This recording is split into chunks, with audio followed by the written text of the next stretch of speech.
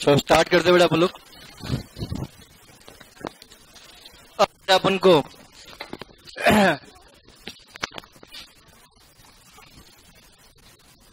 अपन अभी तक समझना है बेटा। अभी तक हमने अमालगमेशन के मीनिंग के बारे में समझा था, एब्जॉर्प्शन के मीनिंग के बारे में समझा था, एक्सटर्नल रिकंस्ट्रक्शन के बारे में समझा था।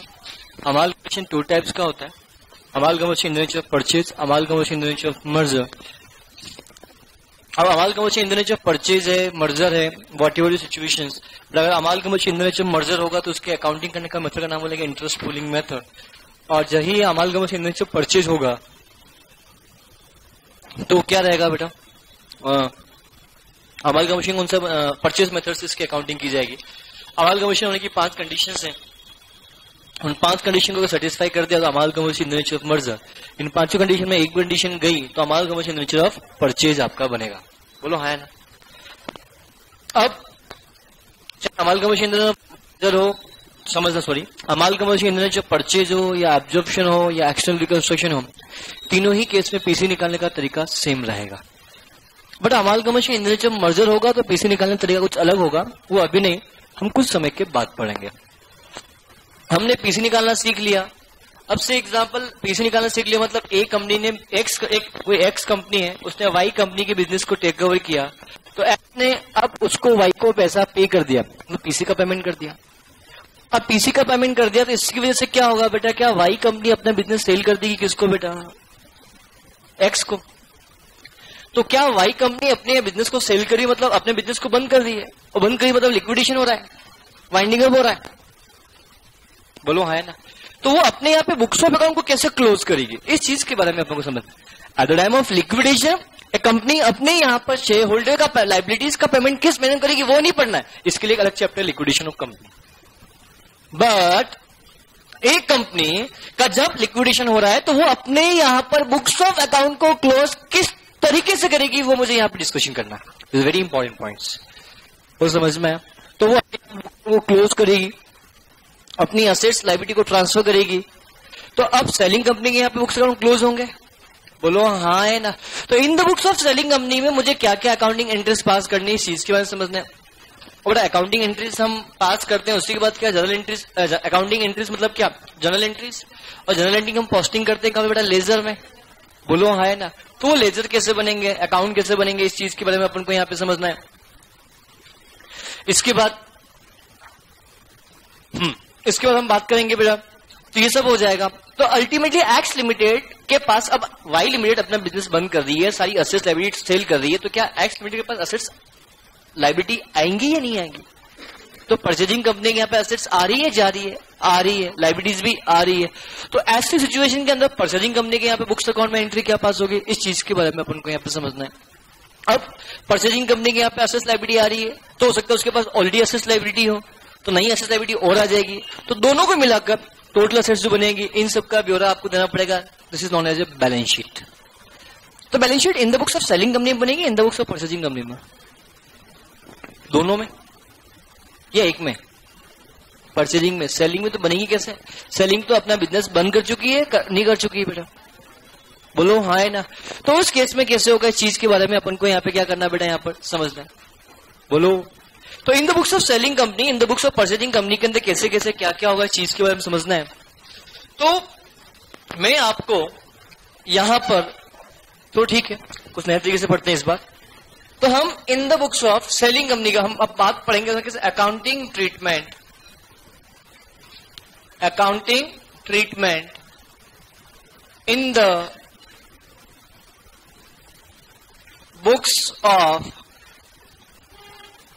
Selling company. Accounting treatment in the books of selling company के यहाँ पे क्या होगा इस चीज के बारे में अपन को यहाँ पे समझना है। या how to close books of account by selling company, selling company अपने बुक्स को कैसे क्लोज करेगी इस चीज के बारे में अपन को यहाँ पे समझना है। तो इसके इसमें एंट्रीज भी मुझे समझनी है, इसके अकाउंट भी मुझे समझना है यहाँ पे। तो आपसे यहाँ पे कुछ भी पूछा जा सकता है, अकाउंटिंग एंट्रीज पूछा जा सकता है आपसे, अकाउंट के बारे में आपसे पूछा जा सकता है। तो इन सब चीजों के बारे में अपन को यहाँ पे डिस्कशन करना है। तो बेटा इसके लिए बेटा मैं आपको यहाँ पे 5 स्टेप लिखवा रहा हूं। ये 5 स्टेप लिखवा के मैं छोड़वा दूंगा और इसको मैं कुछ एग्जाम्पल के जरिए थोड़ा सा आपको अच्छे से समझाऊंगा। इन 5 स्टेप को आप लोग लिख लें, 5 बन सकती है, 4 बन सकती है, देखते हैं व्हाट यू वुड थिंक। ध्यान से बेटा, इन 4 स्टेप को समझ लिया, अमालगमेशन आपकी मुट्ठी में है, ये ध्यान रखना। और इन 4 स्टेप से एक भी स्टेप आपकी गई तो अमालगमेशन आपसे बहुत दूर चला जाएगा और वापस कभी आपके पास नहीं आएगा, ये ध्यान रखना, बहुत इंपॉर्टेंट चीज है। मैं क्या बोल रहा हूँ, ये अमालगमेशन के बारे में जो बात कर रहे हैं, 4 स्टेप या 5 स्टेप जो भी मैं बता रहा हूँ, अगर आपको आती है तो अमालगमेशन आपको आता है, और ये नहीं आता तो अमालगमेशन आपको नहीं आता है, ध्यान रखना। किस किस की बात इन the books of selling company, तो बड़े ध्यान से अब इन 4 स्टेप को या 5 स्टेप जो भी लिखवा दूंगा बेटा बन जाएंगी। इनको कैसे इंप्लीमेंट करना है फिर ये एक एग्जाम्पल जरिए मैं आपको समझाऊंगा, तो थोड़ा सा बहुत अच्छा आपको थोड़ा सा जाएगा। एनीवे, पहले स्टेप की बात करूँ, all the assets and liabilities, all the assets and liabilities transferred to realization account. All the assets and liabilities transferred to realization account. All the assets and liability transferred to realization account except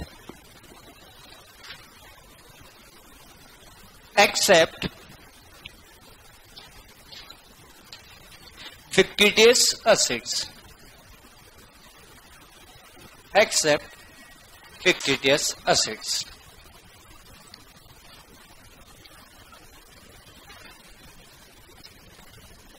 बोल समझ में at book value. This is a very important point. All the assets and liability transfer at all the assets and liability transfer to realization account except fictitious assets at book value. Are you getting my points? All the assets. Is it clear? Except fictitious assets. और point लिखो यहाँ से, और point बन जाएंगे यहाँ पे। Except fictitious assets, equity share capital account, preference share capital account, reserve and surplus.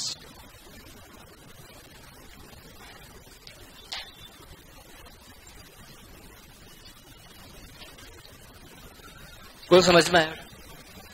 अरे बोलो, क्या रिजर्व एंड सरप्लस में पेंड ला जाएगा? डेबिट या क्रेडिट? दोनों। अरे यहां पे डेबिट बैलेंस हो चाहे क्या हो बेटा, नेगेटिव बैलेंस हो, दोनों आएंगे। फिक्स्ड एसेट्स के एग्जांपल भी दे दो बेटा, आप बोलो तो यहां पे delivery expenses, underwriting, commission, discount on issue of shares and debentures and etc. और P&L का debit balance. This is step number 1। Is it clear? अरे हाँ है ना। अब आते हैं कहां पे, स्टेप नंबर 2। हमने देखा जाए तो बैलेंस शीट के सिर्फ क्या होती है बेटा, असेट्स और लायबिलिटीज ही होती हैं बेटा। बैलेंस शीट में क्या होती है, असेट्स और लायबिलिटीज होती है। हमने बैलेंस शीट की सारी असेट्स और लायबिलिटी कहां पे ट्रांसफर कर दी, रिलेशन अकाउंट में। बट क्या ये फॉलोइंग आइटम को मैंने अभी तक भी ट्रांसफर नहीं किया है? क्या हाँ या ना? क्या इसमें आगे बढ़ सकता हूं? तो क्या अब इन आइटम को ट्रांसफर करना पड़ेगा, सबको अपने अपनी जगह पे भेजना पड़ेगा? हमने असेट्स लायबिलिटी को भेज दिया, बट इन आइटम को मैंने अभी तक नहीं भेजा, तो इनको भी अब भेज दो। तो मुझे बताओ, हमने क्या सारी असेट्स लायबिलिटी ट्रांसफर कर दी? Yes, but following item transfer नहीं किया। लिखा step number 2, remaining item of balance sheet, remaining balance sheet item transfer to respective account. Remaining balance sheet item transfer to respective account. मतलब ऐसे balance जो अभी तक ट्रांसफर नहीं हुए उनको रेस्पेक्टिव अकाउंट में ट्रांसफर कर दो। अरे हाँ है ना। तो जान साहब, तो बताओ रिमेनिंग आइटम कौन कौन से बेटा? क्या यही तो सारे रिमेनिंग आइटम है? अरे बोलो क्लियर। मुझे बताओ, आज कंपनी को जब कंपनी का लिक्विडेशन होता है तो उस समय अगर जितने भी असेट्स लायबिलिटी सबका काम होने के बाद अगर कोई भी रिजर्व एंड सरप्लस बचता है वो कौन लेकर जाता है? बोलो कौन लेकर जाता है? Share holder. वो समझ में आया बेटा? श्योर। अब मुझे बताओ ध्यान से, तो रेस्पेक्टिव अकाउंट में ट्रांसफर करना है, तो मुझे बताओ ये समझना है से, प्रॉफिट लॉस अकाउंट का जो लॉस दिख रहा है कौन लेके जाएगा? इक्विटी शेयर होल्डर या प्रीफरेंस शेयर होल्डर? तो प्रॉफिट एंड लॉस अकाउंट का डेबिट बैलेंस ट्रांसफर टू क्या होगा बेटा? बेटा ये फैन ऑफ करना 2 नंबर वाला बेटा।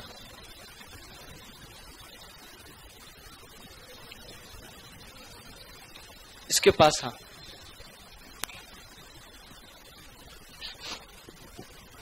तो ये P&L का जो डेबिट बैलेंस दिख रहा है ये कौन लेके जाएगा?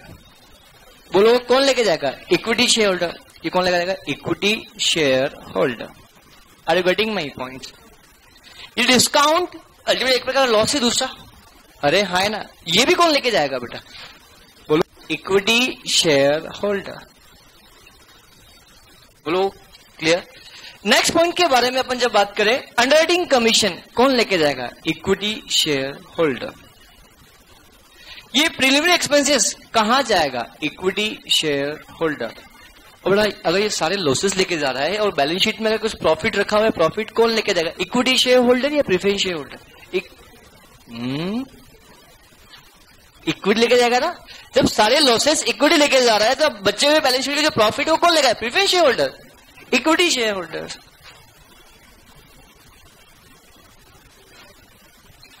प्रेफरेंस शेयर कैपिटल कौन लेगा? प्रेफरेंस शेयर लेके जाएंगे या इक्विटी शेयर होल्डर लेके जाएंगे? Preference share holders. और equity share capital, equity share holder.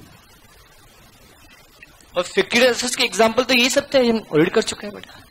तो मैंने स्टेप नंबर 2 क्या बोला? Remaining balance sheet item transfer to respective account, यही बोला। तो equity share holder, equity share capital कहां जाएगा? इसका रेस्पेक्टिव अकाउंट कौन सा है? बोलो equity share holder.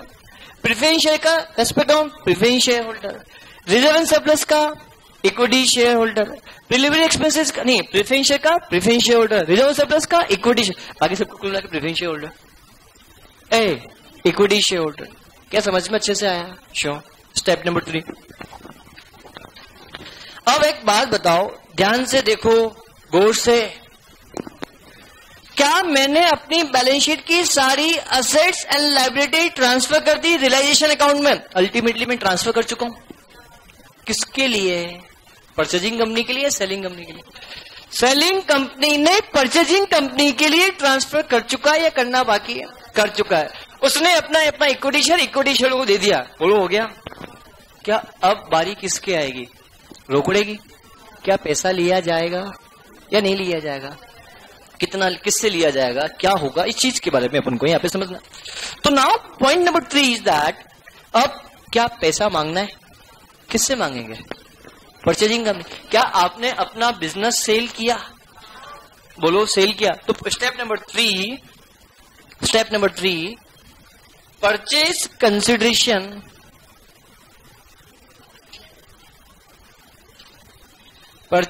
Consideration due.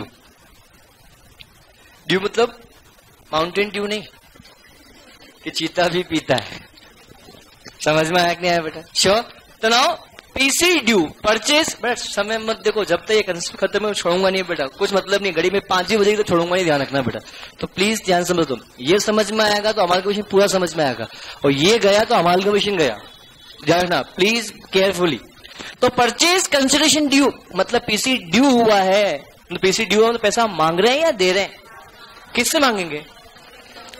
तो बेटा हमने क्या किया यहाँ पर, इसलिए पैसा मांग रहे हैं। हमने अपना बिजनेस को क्या किया? सेल किया। तो हम बिजनेस को सेल करेंगे। एक बात बताओ, नॉर्मल कोर्स में हम जब नॉर्मल कोर्स की बात करते हैं, नॉर्मल कोर्स ऑफ सेल की बात करते हैं बेटा, अगर हम अपना माल किसी को सेल करते तो अकाउंटिंग एंट्री क्या पास करते हैं? Party account debit to cell.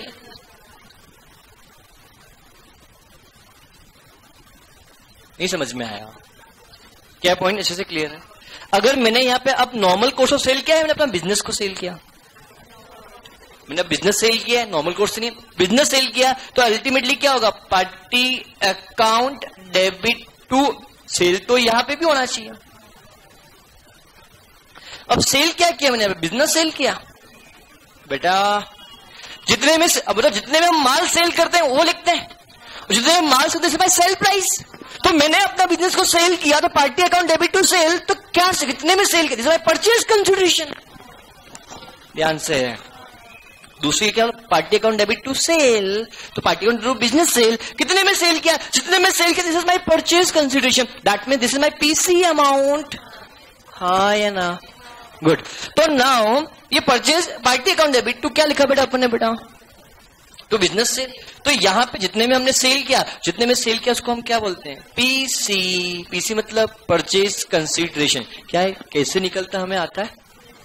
क्या हमें अच्छे से आता है? क्लियर? क्या ये ऐसी एंट्री करना कुछ अच्छी दिख रही है क्या? नहीं, ये एंट्री थोड़ी सी, इसको थोड़ी सी हम अच्छी दिखाएंगे, जाकी मंडप करेंगे इस एंट्री के अंदर। आओ जाकी मंडप करते हैं। बेटा पार्टी मतलब क्या? परचेजिंग कंपनी बोल सकता हूं।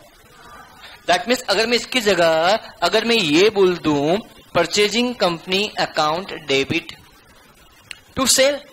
अब बेटा क्या बिजनेस सेल थोड़ी होता है कभी? क्या हम बिजनेस की सारी असेट्स लायबिलिटी कंट्रोल में ट्रांसफर करते हैं? अल्टीमेटली जो कुछ भी असेट्स लायबिलिटी ट्रांसफर किया है वो कहां रखी हुई है? इस अकाउंट पे। देखो हमने अपनी बिजनेस की सारी असेट्स और लायबिलिटी कहां ट्रांसफर कर दी? रिलेशन के अंदर। तो अल्टीमेटली रिलेशन अकाउंट के ऊपर हम ट्रांसफर कर देंगे। किसके यहाँ पे बेटा? क्लियर? तो क्या मैं यहाँ पे कर सकता हूं P company account debit to क्या बेटा? Realisation account. बोल समझ में आया? बोलो sure. This is the concept. क्या मैं ये ना लगता ये एंट्री पास कर सकता हूँ? This is step number 3। बोलो हाँ है ना? क्या समझ में आया? थोड़ा आया या पूरा आया? गुड। स्टेप नंबर 4, क्या अब आपको पीसी मिलेगा? पीसी मांगा है या मिला? पीसी मांगा है या मिला है? क्या मांगा है तो मिलेगा? बोलो हाँ है ना? तो अब स्टेप नंबर 4 लिखें। स्टेप नंबर 4 क्या लिखेंगे सर? आओ पीसी रिसीव्ड। और पैसा मांगा तो मिलेगा ही नहीं मिलेगा? अरे बोलो पैसा मांगा तो मिलेगा। और जब उस केस में एंट्री क्या होती है? जब आपको से एग्जांपल एक बात बताओ, नॉर्मल कोर्स में देखो बेटा, सभी बेटा देखो एक बार बेटा, क्या जब हम नॉर्मल कोर्स में बिजनेस जब सेल करते हैं तो party account debit to sale करते हैं? बोलो है ना? अब जब इस पार्टी से बाद में पैसा मिलता है, पार्टी में डेटर्स, तो हम करते हैं cash account debit to debtors या cash account debit to party. हम नॉर्मल कोर्स में जब ये पैसा मुझे मिलता है तो इस केस में एंट्री क्या करता हूं बेटा? कैश अकाउंट डेबिट टू क्या बेटा? कैश अकाउंट डेबिट टू क्या? पार्टी। बोलो जितने में हमने सेल किया वही पैसा मिलेगा। अब मैं इसी तरीके से एक बात बताओ, इसके लिए सभी का ध्यान बोर्ड पे, क्या यहां पे भी पैसा मिलेगा? तो जब यहां पैसा मिलेगा तो एंट्री क्या पास हुई? यहां पे भी करोगे कैश अकाउंट डेबिट टू क्या? पार्टी। बात तो वही है, बट क्या आपको जब आपने पढ़ा था परचेज कंसिडरेशन ही अल्टीमेटली यहां पर आएगा। तो पीसी में क्या क्या मिलता है? क्या पीसी में आपको कैश मिलता है? पीसी में क्या आपको इक्विटी शेयर्स मिलते हैं? क्या पीसी में प्रेफरेंस शेयर्स मिलते हैं? क्या पीसी में डिबेंचर्स मिलते हैं? हमने पढ़ा है। तो बेटा यहाँ पे सिर्फ क्या कैश अकाउंट डेबिट करूं? नहीं, क्या कैश के साथ इक्विटी शेयर्स मिले? कैसे क्या प्रेफरेंस शेयर्स मिले? कैसे क्या डिबेंचर्स मिले? क्या जो कुछ मिला सब कुछ डेबिट किया जाएगा टू पार्टी। पार्टी कौन? Purchasing company. तो इसके लिए बेटर क्या होगा बेटा? मैं लिखना चाहूं तो बेटा यहाँ पे बताओ एंट्री क्या पास की जाएगी? Cash account debit. अब समझना, लिखना मत, पहले समझो बेटा एक मिनट के लिए। बेटा समझो, लिखो मत। अब बेटा आपको क्या मिले बेटा? Equity share. ये इक्विटी शेयर किसके मिले? हमारे किसी और के? हमारे, हमको मिले, बट मिले किसके? परचेजिंग कंपनी के। तो equity share in purchasing company account debit. ये समझ में आई बात? क्योंकि अगर मैंने यहां पे इक्विटी शेयर कैपिटल कर दिया तो मैंने तो जो मेरी बैलेंस शीट में कैपिटल उसको डेबिट कर दिया। How is it possible? अरे गुड। तो अब मैं बात करूंगा किसके लिए बेटा, preference shares in purchasing company limited account debit. क्या डिबेंचर्स मिलेंगे, तो क्या कहेंगे, debentures in P limited account debit to, किससे मिले, टू परचेजिंग कंपनी। आप लोगों को कुछ समझ में नहीं आ रहा है, कैसे आ गया इतना जल्दी समझ में, कुछ समझ में आया, अच्छे से नहीं आया। दिस इज स्टेप नंबर, ये पीसी मिला है, किसको मिला है, परचेजिंग कंपनी को, हाँ या ना। कितनी स्टेप हो गई, क्या परचेजिंग कंपनी पीसी मिलने के बाद अपने पास रख लेगी क्या, नहीं, ये पीसी किसको देगी, अरे परचेजिंग कंपनी ने सेलिंग कंपनी को पीसी दिया, सेलिंग कंपनी ने पीसी मांगा, सेलिंग कंपनी को पीसी मिल गया, क्या सेलिंग कंपनी को पीसी मिलने के बाद सेलिंग कंपनी के पास रोक के बैठ जाएगी क्या, क्या करेगी, डिस्ट्रीब्यूट करेगी, किसको, किसको, अरे किसको, शेयर होल्डर को। लिखो step number 5, step number 5, step number 5,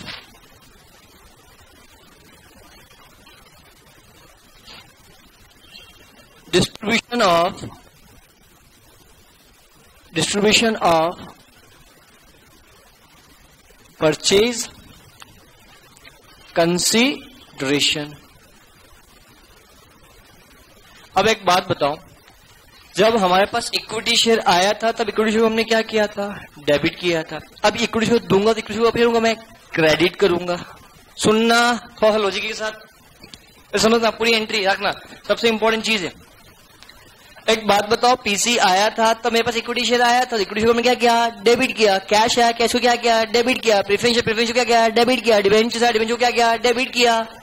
अब आने के बाद क्या वापस दूंगा या दबा के बैठ जाऊंगा कि मैं भर दूंगा ही, ऐसा कर दूंगा क्या, नहीं, मुझे अपने शेयर होल्डर को देना पड़ेगा। जब शेयर होल्डर को दूंगा तो किसको दूंगा, इक्विटी को या प्रेफरेंस शेयर को, या किसी एक को दूंगा, दोनों को दूंगा, किस किसको, इक्विटी शेयर और किसको, प्रेफरेंस शेयर। पहले किसको, इक्विटी या प्रेफरेंस शेयर, प्रेफरेंस शेयर्स। तो प्रेफरेंस शेयर को दूंगा तो debit the receiver, credit the giver, mill debit the receiver, giver तो हम है, तो हमारी बुक्स में क्या हमारा ही नाम आएगा क्या, क्या आप अपने ही मोबाइल से अपने आप को कॉल कर सकते हो, कर सकते हो, जिस नंबर पे आप कॉल कर रहे हो उसी नंबर पे अपने आप को कॉल करो, वैसा आता है। तो क्या अपनी बुक्स में आपका खुद का नाम आएगा क्या, नहीं आता है। दैट मीन्स, तो अब मुझे बताओ, आपको परचेज कंसिडरेशन डिस्ट्रीब्यूशन करना है तो सबसे पहले किसको दिया जाएगा, प्रेफरेंस शेयर होल्डर को, बोलो। सेकेंडली, फाइनली लास्ट किसको दिया जाएगा, इक्विटी शेयर होल्डर को, हाँ या ना, लिखना मत। अब प्रेफरेंस शेयर होल्डर को जो कुछ दिया जाएगा, देख इसको प्रेफरेंस शेयर होल्डर, तो preference share holder account debit to, इनको जो कुछ भी देना है, कैश तो कैश, इक्विटी शेयर तो इक्विटी शेयर्स, प्रेफरेंस शेयर तो प्रेफरेंस शेयर्स, डिबेंचर्स तो डिबेंचर्स इन परचेजिंग कंपनी। अरे नहीं समझा, नहीं अच्छे से आया। अब मुझे बताओ, चलो आ गया तो अच्छी बात है। अब मेरे पास इतना पीसी आया, इसमें से इतने में से इतने इनको दे दिया, तो बचा हुआ पीसी किसके पास जाएगा, इक्विटी शेयर होल्डर के पास। तो अकाउंटिंग एंट्री क्या पास होगी बेटा,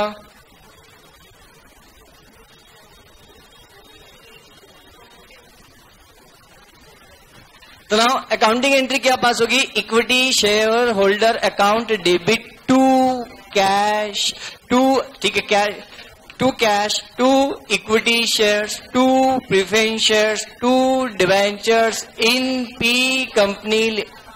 बोल समझ में आया क्या बेटा, इस कैश क्या लिखूंगा, नहीं कैश इन परचेजिंग कंपनी, क्या केस पे छाप लगी हो जिस जो देता है।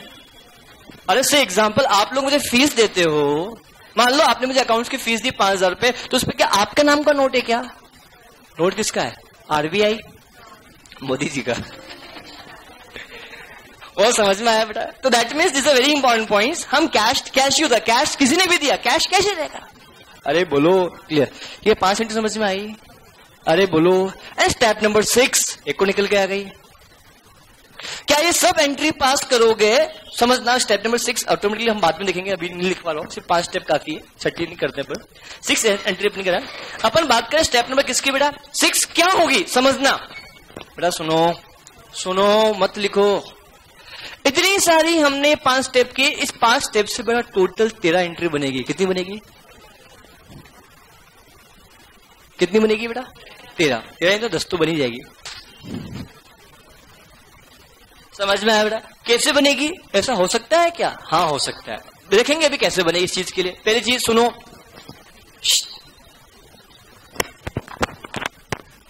ध्यान से बेटा।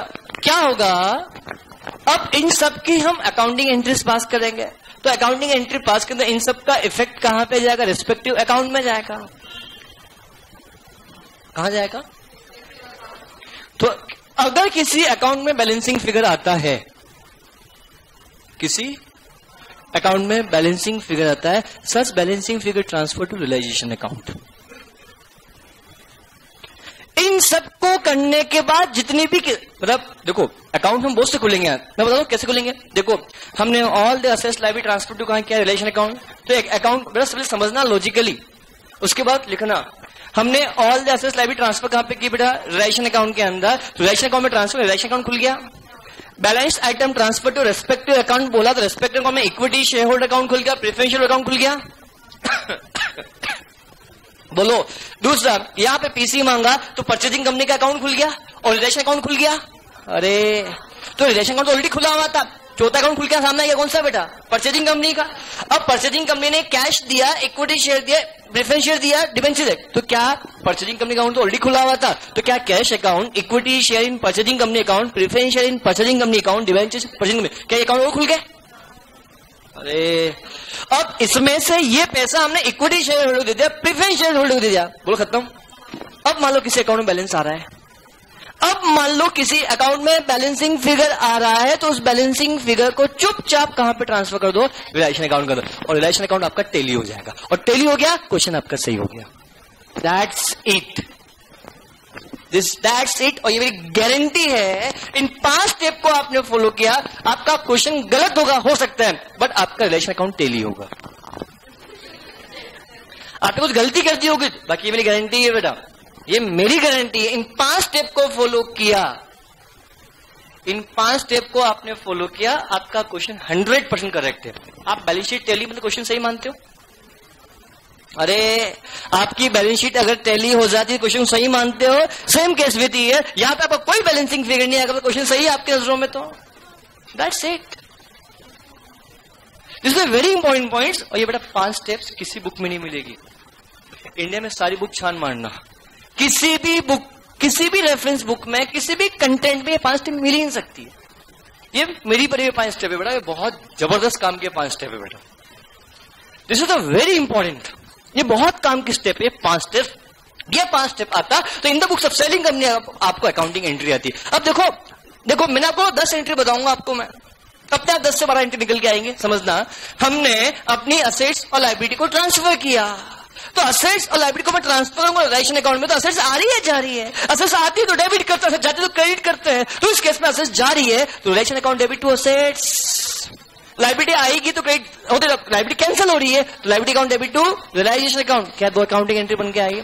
तीसरा, balance sheet item transfer to respective account, तो इक्विटी शेयर कैपिटल जा रहा है, रिजर्व एंड सरप्लस जा रहा है, लॉसेस जा रहे हैं, प्रेफरेंशियल कैपिटल जा रही है कहां पे? रिस्पेक्टिव अकाउंट में। तो equity share capital account debit to equity share holder, reserve and surplus account debit to equity share holder, preferential capital account debit to preference share holder, and equity share holder account debit to losses. समझ में नहीं आ रहा? उड़ने दो, उड़ रहा है तो कोई दिक्कत वाली बात नहीं है, उड़ने दो, जरूरी है उड़ना। वो समझ में आया? क्लियर? अब मैंने यहां हो गया, उसके बाद पीसी मांगा तो क्या एंट्री क्या होगी? Purchasing company account debit to realisation account. अब पैसा मिलेगा तो एंट्री क्या होगा? Cash account debit, equity share in purchasing account debit, preference share in purchasing company account debit, debenture in purchasing company account debit to purchasing company. जब ये पैसा मिलने के बाद वापस डिसबर्समेंट करोगे तो ये अकाउंटिंग एंट्रीज पास होगी। That's it. और उसके बाद जो रिलेशन अकाउंट में, सॉरी, किसी और अकाउंट में बैलेंसिंग फिगर आ रहा है तो उस बैलेंसिंग फिगर को ट्रांसफर करना पड़ेगा रिलेशन अकाउंट के अंदर। That's it, question is over.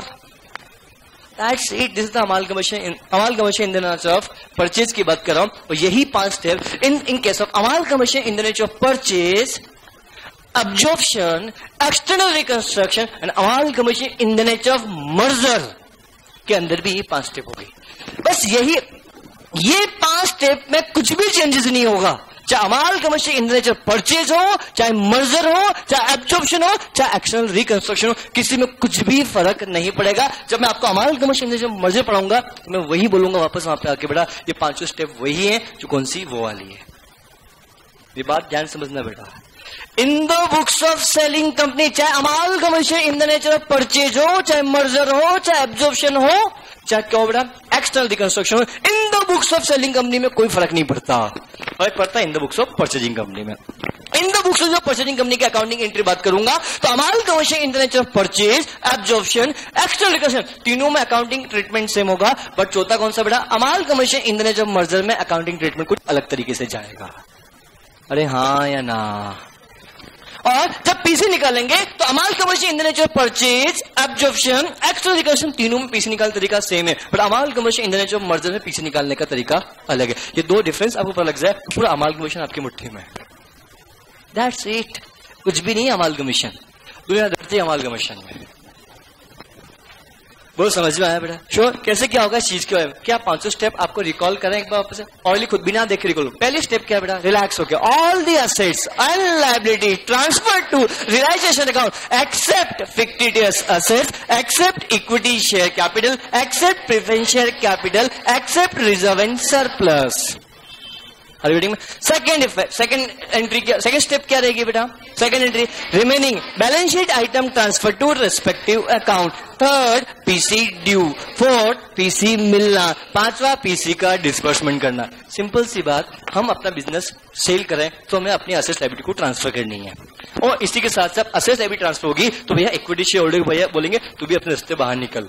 अब ये सब कुछ बाहर चला गया, पैसा मांगेंगे, पैसा आने के बाद पैसा मिलेगा, पैसा मिलने के बाद पैसे को देंगे। क्वेश्चन 5 स्टेप हो गई।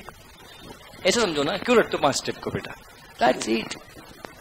Are you getting my points? इन 5 स्टेप के अलावा कुछ 6 स्टेप कुछ भी नहीं है। ये देखा जाए ये 5 स्टेप भी आपको अच्छे से आती तो amalgamation in the books of selling company आपको आता, इसके अकाउंट बनाने आपको आता, और आपको क्या आता है बेटा? इसी के साथ साथ बेटा आपको अकाउंटिंग एंट्रीज भी पास करने के लिए आता। वो समझ में आया? इन द बुक्स से जब परचेजिंग कंपनी की बात करूंगा तो यहाँ पे 3 एंट्री में in the books of purchasing खत्म हो जाएगा। क्या बोला? जब मैं इन the books of purchasing company के यहाँ पे बात करूंगा तो 3 या 4 एंट्री में तो इन the books of purchasing company की अकाउंटिंग एंट्री खत्म, बट वहां बैलेंस शीट आती है, वो दिक्कत देती है। बैलेंस शीट कैसे बनेगी? वो समझ में है? जस्ट नोट डाउन 5 स्टेप्स को आप नोट डाउन करो फटाफट से बेटा। सभी नोट डाउन कर लिया? जीनियस, जल्दी करो फटाफट से बेटा, फटाफट।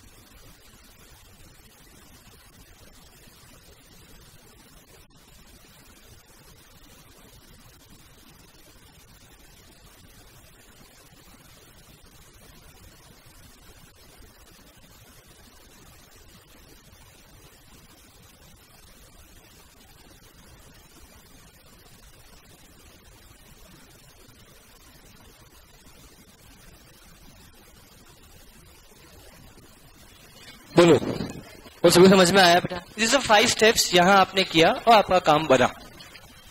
बहुत समझ में आया बेटा? श्योर। तो मैं क्या सोच रहा था आप लोगों के लिए, फिर तरीका मैंने चेंज कर दिया। हमने पहली बार हमारे को इस तरीका चेंज किया हमने बहुत सालों के बाद। मैं कुछ हमेशा अलग तरीके से पढ़ाता हूँ, इस बार कुछ अलग तरीके से पढ़ा रहा हूँ, तो कुछ और नया तूफानी करते हैं फिर इसका मतलब है। डैड क्वेश्चन पे आ जाए क्या? चलो एक एग्जाम्पल लिखें।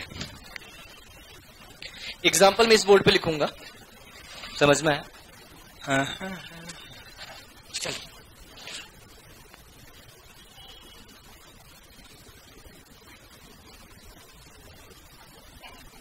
बेटा, जब एग्जाम में रिवीजन करने के लिए जा रहा हूं, अभी एग्जाम्पल में ऐसा बना रहा हूं, अगर आप एग्जाम देने जा रहे हो तो आपका पूरा अमाल कमीशन चैप्टर रिवीजन करने का बाकी है, तो जो एग्जाम्पल मैं बता रहा हूँ, एग्जाम्पल के लिए ना पूरा अमाल कमीशन रिकॉल हो जाएगा।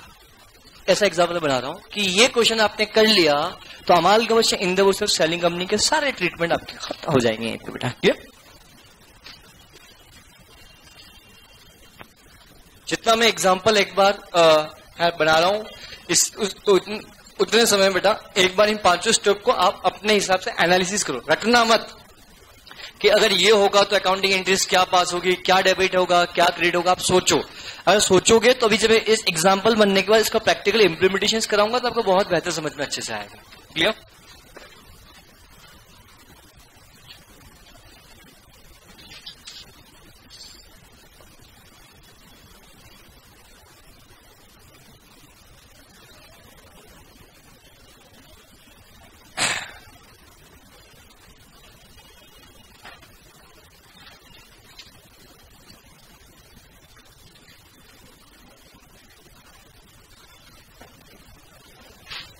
ध्यान से बेटा, आप लोग क्वेश्चन सिर्फ एनालिसिस करें 5 स्टेप के लिए। एक काम करो, बैलेंस शीट लिखना, मैं बैलेंस शीट बनाऊंगा बेटा, आप लोग भी लिखना शुरू करो। छोड़ो बातें करोगे बाकी आप लोग।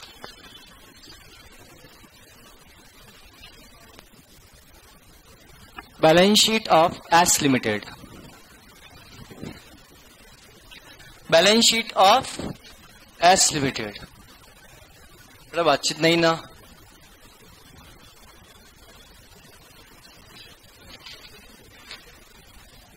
बड़ा बैलेंस शीट ऐसी नहीं बनती है, फिर भी मैं ऐसी बना रहा हूं।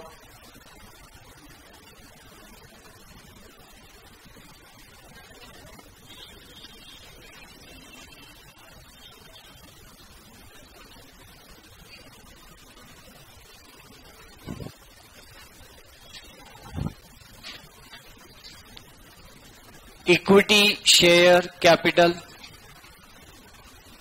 प्रेफरेंस शेयर कैपिटल, बड़ा बातचीत बिल्कुल भी नहीं। General reserve, profit and loss account, capital reserve,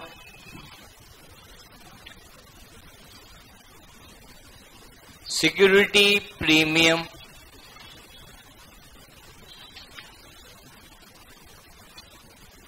investment, बड़ा बातचीत बिल्कुल भी नहीं बेटा। Allowances reserve, statutory reserve, export allowances reserve, workman compensation fund, staff provident fund,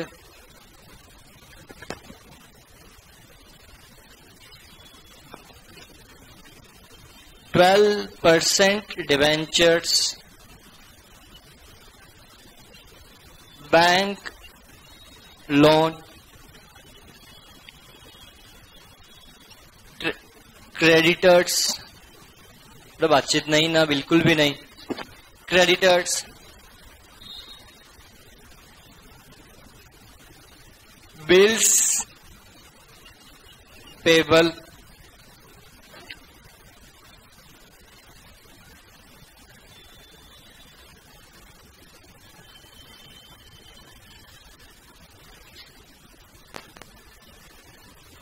balance sheet के अच्छे सेट में आओ बेटा। यहाँ पे क्या आ रहा है? लैंड।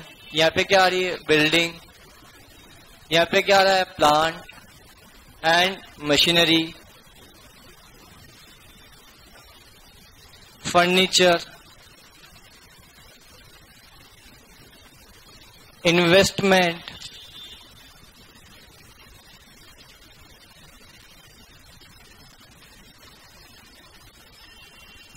उसके बाद यहां आएगा इन्वेस्टमेंट के बाद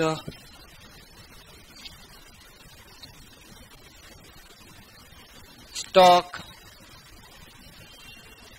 debtors, bills receivable, cash, bank, preliminary expenses,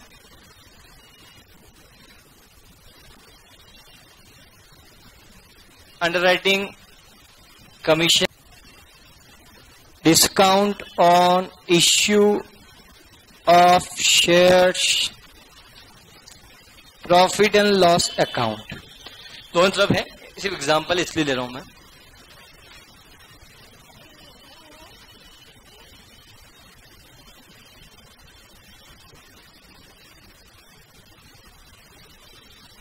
$15 lakh,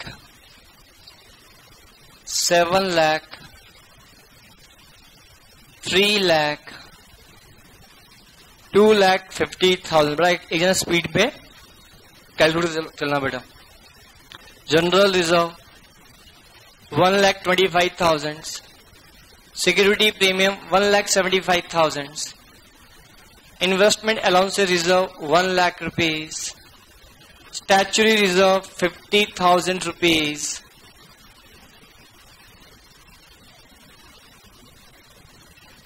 export allowance reserve 75,000, workman compensation fund 75,000, staff provident fund rupees 1,30,000, debenture 5 lakh rupees, bank loan rupees 3 lakh, creditors 2,80,000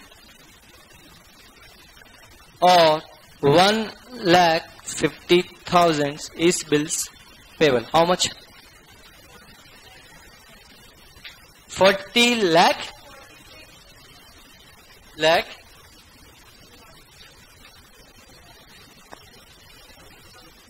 बेटा थोड़ा सा देखो फिगर साहब सेम आ रहे हैं बेटा. क्या बेटा भाई साहब चलो ठीक है. 46 लाख कितना बोला बेटा? 40 लाख ना. 46,60,000. देखो एक बार क्रॉस चेक करना है, शायद हो मुझे डाउटफुल लग रहा है बेटा. बेटा ये 1,50,000 है बेटा ना. 44 एग्जैक्ट आ रहा है. मुझे डाउट 60 की फिगर तो नहीं आ सकता, मुझे डाउटफुल लग रहा है बेटा. आ रहा है. डन. चलो एक बार कोई भी दोनों चेक करो फ्लावर से ना. चलो अब आता है बड़ा लैंड. चलो मैं सबसे मैं करूंगा, बाकी होगा नहीं. चलो ठीक है. 60,000 इसका सम करना फ्लावर से बेटा ना. ये कितना आ रहा है उस पर डिपेंड करेगा यार बेटा. 46 लाख बेटा. अब बेटा जैसा मैं बोलूं रिवर्स कर चलना बेटा. ठीक है. अब देखो बेटा 46,60,000 का सम आया. बोलो क्लियर. अब बेटा 46,60,000 में 60,000 माइनस करो. 46 लाख बचा. 1 लाख, 2 लाख, 70,000, 230, 1 लाख, 150, 250, 4 लाख. कितना बचा? 5 लाख. कितना बचा?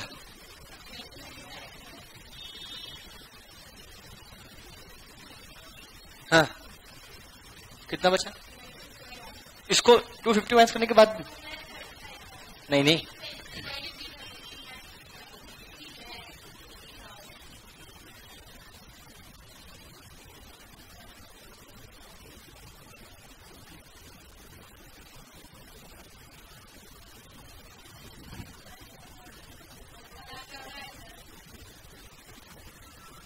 बेटा मैंने यहाँ पे लैंड एंड बिल्डिंग दोनों कंबाइन कर दिया 10 लाख रुपए के लिए।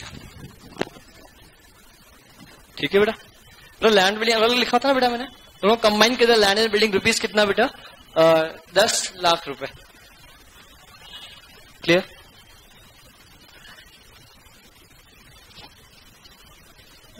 बेटा नोट्स में लिखे आप लोग, मैं लिखवा रहा हूं बराबर से। Purchasing P limited take over the business of, ठीक आराम से।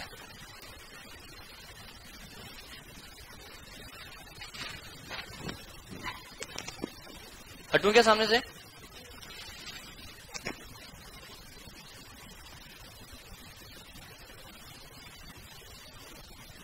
वो कहां गए आज एक और आपके साथी? तबियत खराब है तो झंडे ले जा रही है।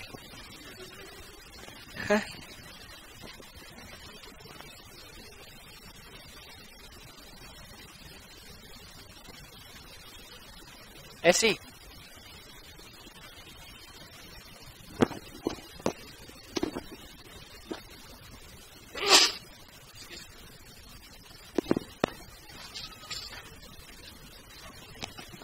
क्या मैं लिखा हूं?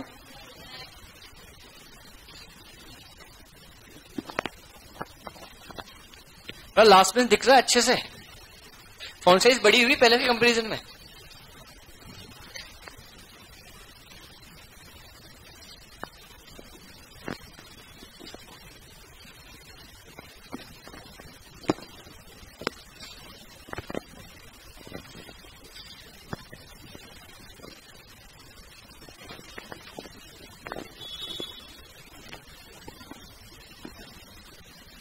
डन?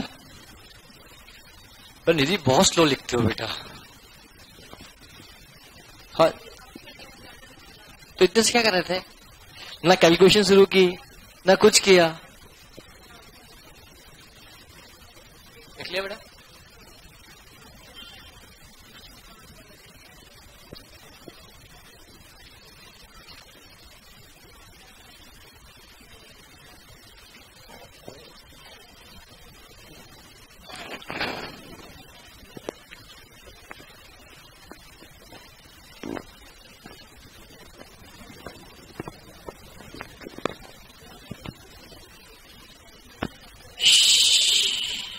चलो नाउ देखें, P limited take over the business of S limited on following terms. P limited take over the business of S limited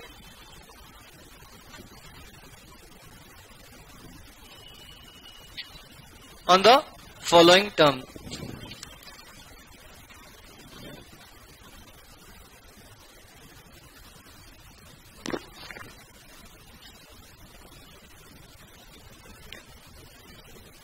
पहला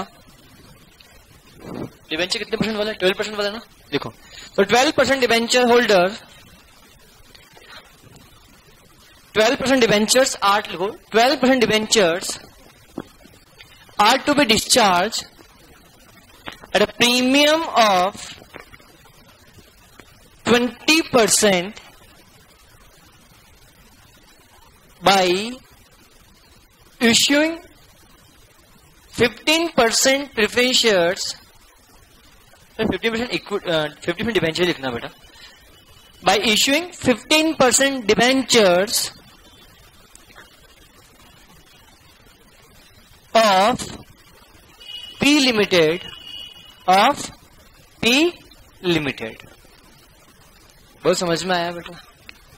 बोलो clear? The issue price of debentures,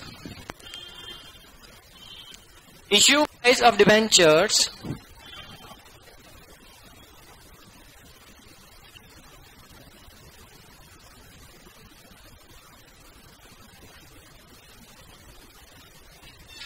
₹150. The face value of debenture rupees 100. Face value कितना रहेगा बेटा इसका? 100 rupees. Is it clear? बहुत अच्छा question बनना जा रहा है बेटा। हाँ जैन से इतना परफेक्ट क्वेश्चन है बेटा जो लिख रहा हूं, जो बना रहे हैं अपन लोग बेटा। मतलब इससे परचेजिंग कंपनी, सेलिंग कंपनी में सब ले लूंगा इसके अंदर बेटा। ये एक सिंगल एग्जांपल ऐसा होगा कि सारे जितने भी क्वेश्चन हैं उन पर भारी पड़ेगा ये क्वेश्चन। समझ, इससे फंडा बिल्कुल क्लियर हो जाएगा आपका अमालगमेशन का बेटा। क्लियर? नेक्स्ट लिखे,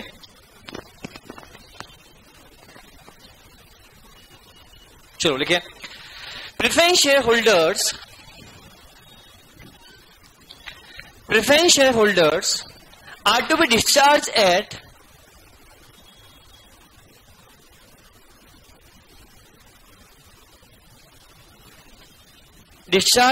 premium of 20%,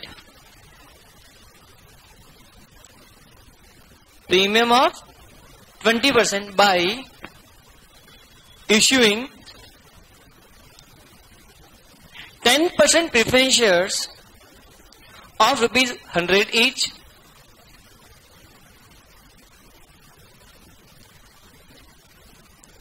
क्या बोला ना बेटा?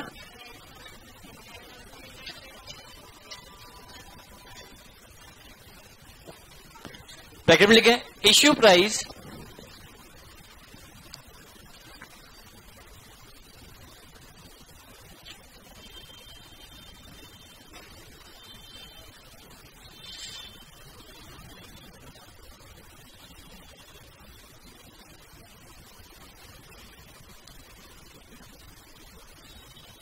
तो 20% प्रीमियम पे करें ना,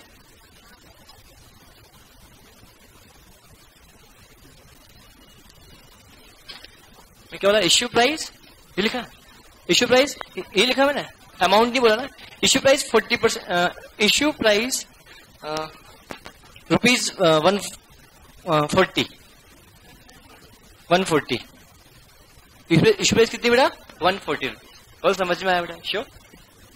नेक्स्ट लिखें, equity share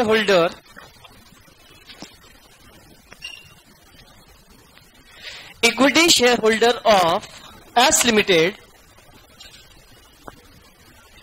equity shareholder of S Limited are to be issued 6 equity shares of ₹10, 6 equity shares of ₹10 each. Equity shareholder of S Limited are to be issued 6 equity shares of ₹10 each in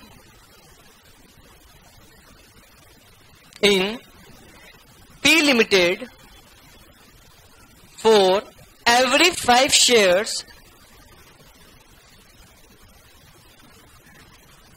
held by them, and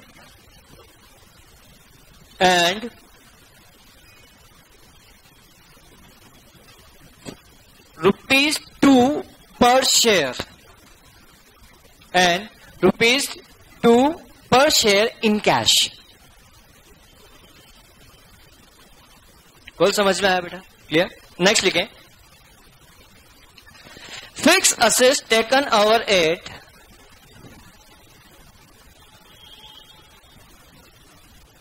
120% of book value.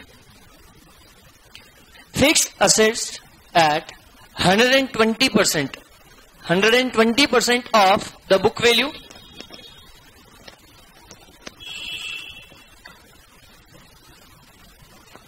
Investment at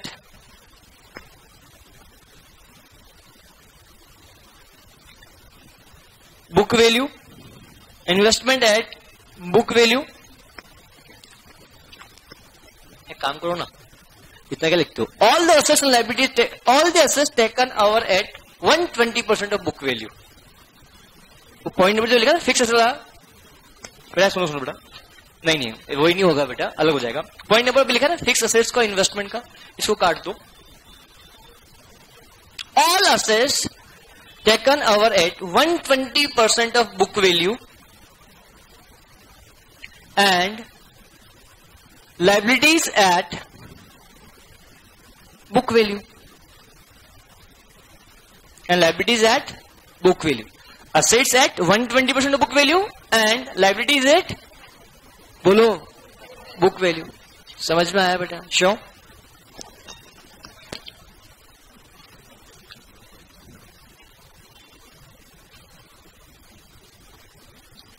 और क्या बचा है?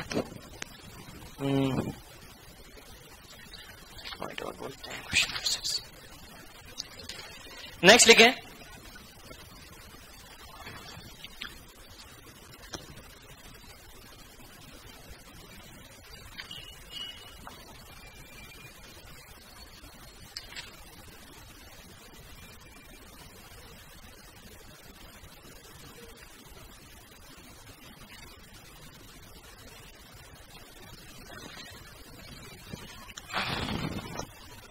लिखे expenses of liquidation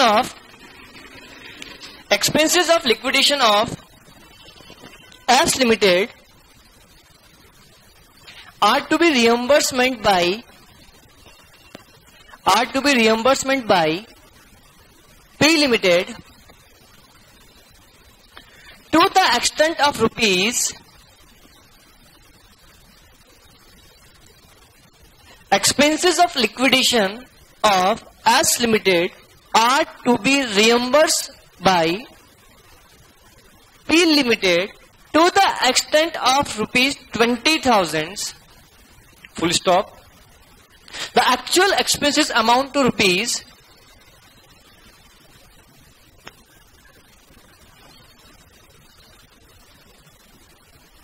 नहीं यार बेटा, इससे फिर परचेजिंग कंपनी पे इम्पैक्ट आएगा, सेलिंग कंपनी में आएगा। और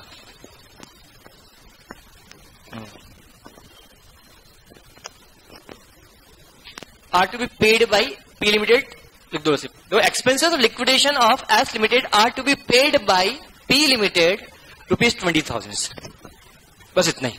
रिएम्बर्स मत लिख लो बेटा, रिएम्बर्स मत लिखना बेटा, पेड बाई पी लिमिटेड और ₹20,000। समझ में आया बेटा? Clear?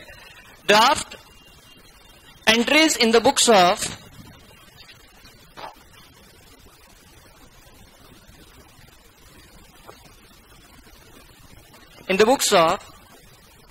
P and S Limited, and prepare balance sheet of P Limited after the absorption, after the takeover, या absorption कुछ भी लिख दो बेटा, full stop।